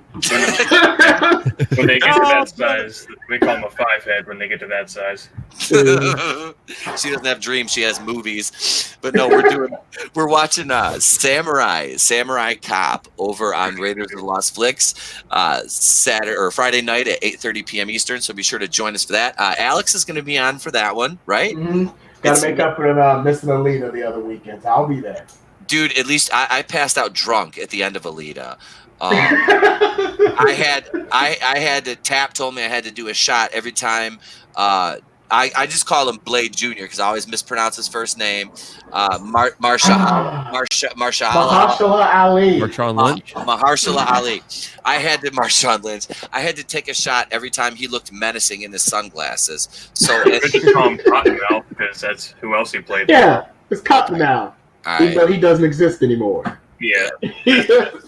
So I tell you, that show, I lost interest in that show the moment he died. I was like, oh, I'm done. Because he was so fucking compelling. what show was that? Luke Cage. Luke Cage. Oh, okay, see, I didn't mind that. I thought Diamondback was okay, but yeah, Cottonmouth was the better villain. Yeah. And Marvel did not learn their lesson when Black Panther came along and they did the exact same twist. Same with Killmonger and fucking Claw. Yeah, Claw's the more interesting villain. They get rid of him for a boring generic villain with daddy issues. Yep. Why the black hero gotta get the same twist? That's racist, Marvel. Racist. I remember, Alex, we were on a thread together, and some dude was giving me shit because I said Claw was a more interesting villain. That was the first. Yeah. Do you remember he called me straight up just called me a racist because I was like, no, Claw. Yeah, I got on was him for that one. I got on it. I was like, no, Claw. I think that was going with because it used to be I didn't use my real profile picture. And I put one, I was like, yeah, I'm black. What? Call me a racist. Call me a Nazi. That was it. Because I didn't even answer. Alex was like, nope, I got this, homie, and he just jumped in. I'm like, Killmonger sucks. I'm just tagging out on this one. He was a shitty black Magneto without the actual coolness of Magneto. Like Little Romeo. Yeah, he's Little Romeo. Little Monger. Yeah, like I'm sorry, that man sucked. Just he sucked. There was nothing cool about it. His motivation didn't even make sense. Ooh, Wakanda treated you like crap. What's your master plan? Kill all white people, huh? he just went to his default. He couldn't. He was like, that's the character reset, I guess. Yeah, I was like, really? His character should have been Samuel Jackson in Django Unchained. He should have been the Uncle Tom because white people have been the ones who've given him his breaks in life. He should have wanted to take over Wakanda and just give it to the white man. That would have been more interesting. And then maybe Claw leaves him behind, and then you can kind of develop a distrust of white people. Like, you could have fixed this. Yep. It's writing 101, people. See, the problem is, Alex, though, you're a free-thinking individual and not just some shill that works for Marvel. And nope, not allowed. Nope. So you can't have good ideas like that because people would love that. Yeah, I could make Killmonger a very dynamic character. Mm-hmm. I could do that. And that's it. And I think we'll end on that note with Alex saying that he could make Killmonger a good villain because he probably could do a hell of a lot better job than they did in the movie. Even though Black Panther is one of my favorite MCU movies. Oh yeah, I like Black Panther. I will just always hate act. Yep, I will always acknowledge its flaws and absolutely, and as with any movie. And with that being said, I think we're gonna hang it up right here. So thank you to the Appalachian American Raiders of the Lost Flicks, Tap and Die, and Monica for jumping into the chat. I almost said tapping guys. For jumping into the chat tonight, and tomorrow morning, stay tuned. I have the morning show on tomorrow. We'll be live. I will be live. I say we. It will be me. I will be live at 8:30 until 9:30 for about an hour to an hour and 10 minutes with About Last Night, and we'll do some highlights from tonight. And if there's any breaking news overnight, we'll cover that. And if not, I don't know. You can watch me cook eggs or something, and we'll talk. Ooh. But so this has been episode 58 of the Place to Be Reviews. I am Pete Itepokuyan signing off. And remember, if I don't see you, have a great day and a pleasant tomorrow. Good night. Good night, everybody. Stay cool. Get down to the chopper now. Remember, if you shake it more than twice, you're playing with yourself. That is the last bit of audio they're going to hear because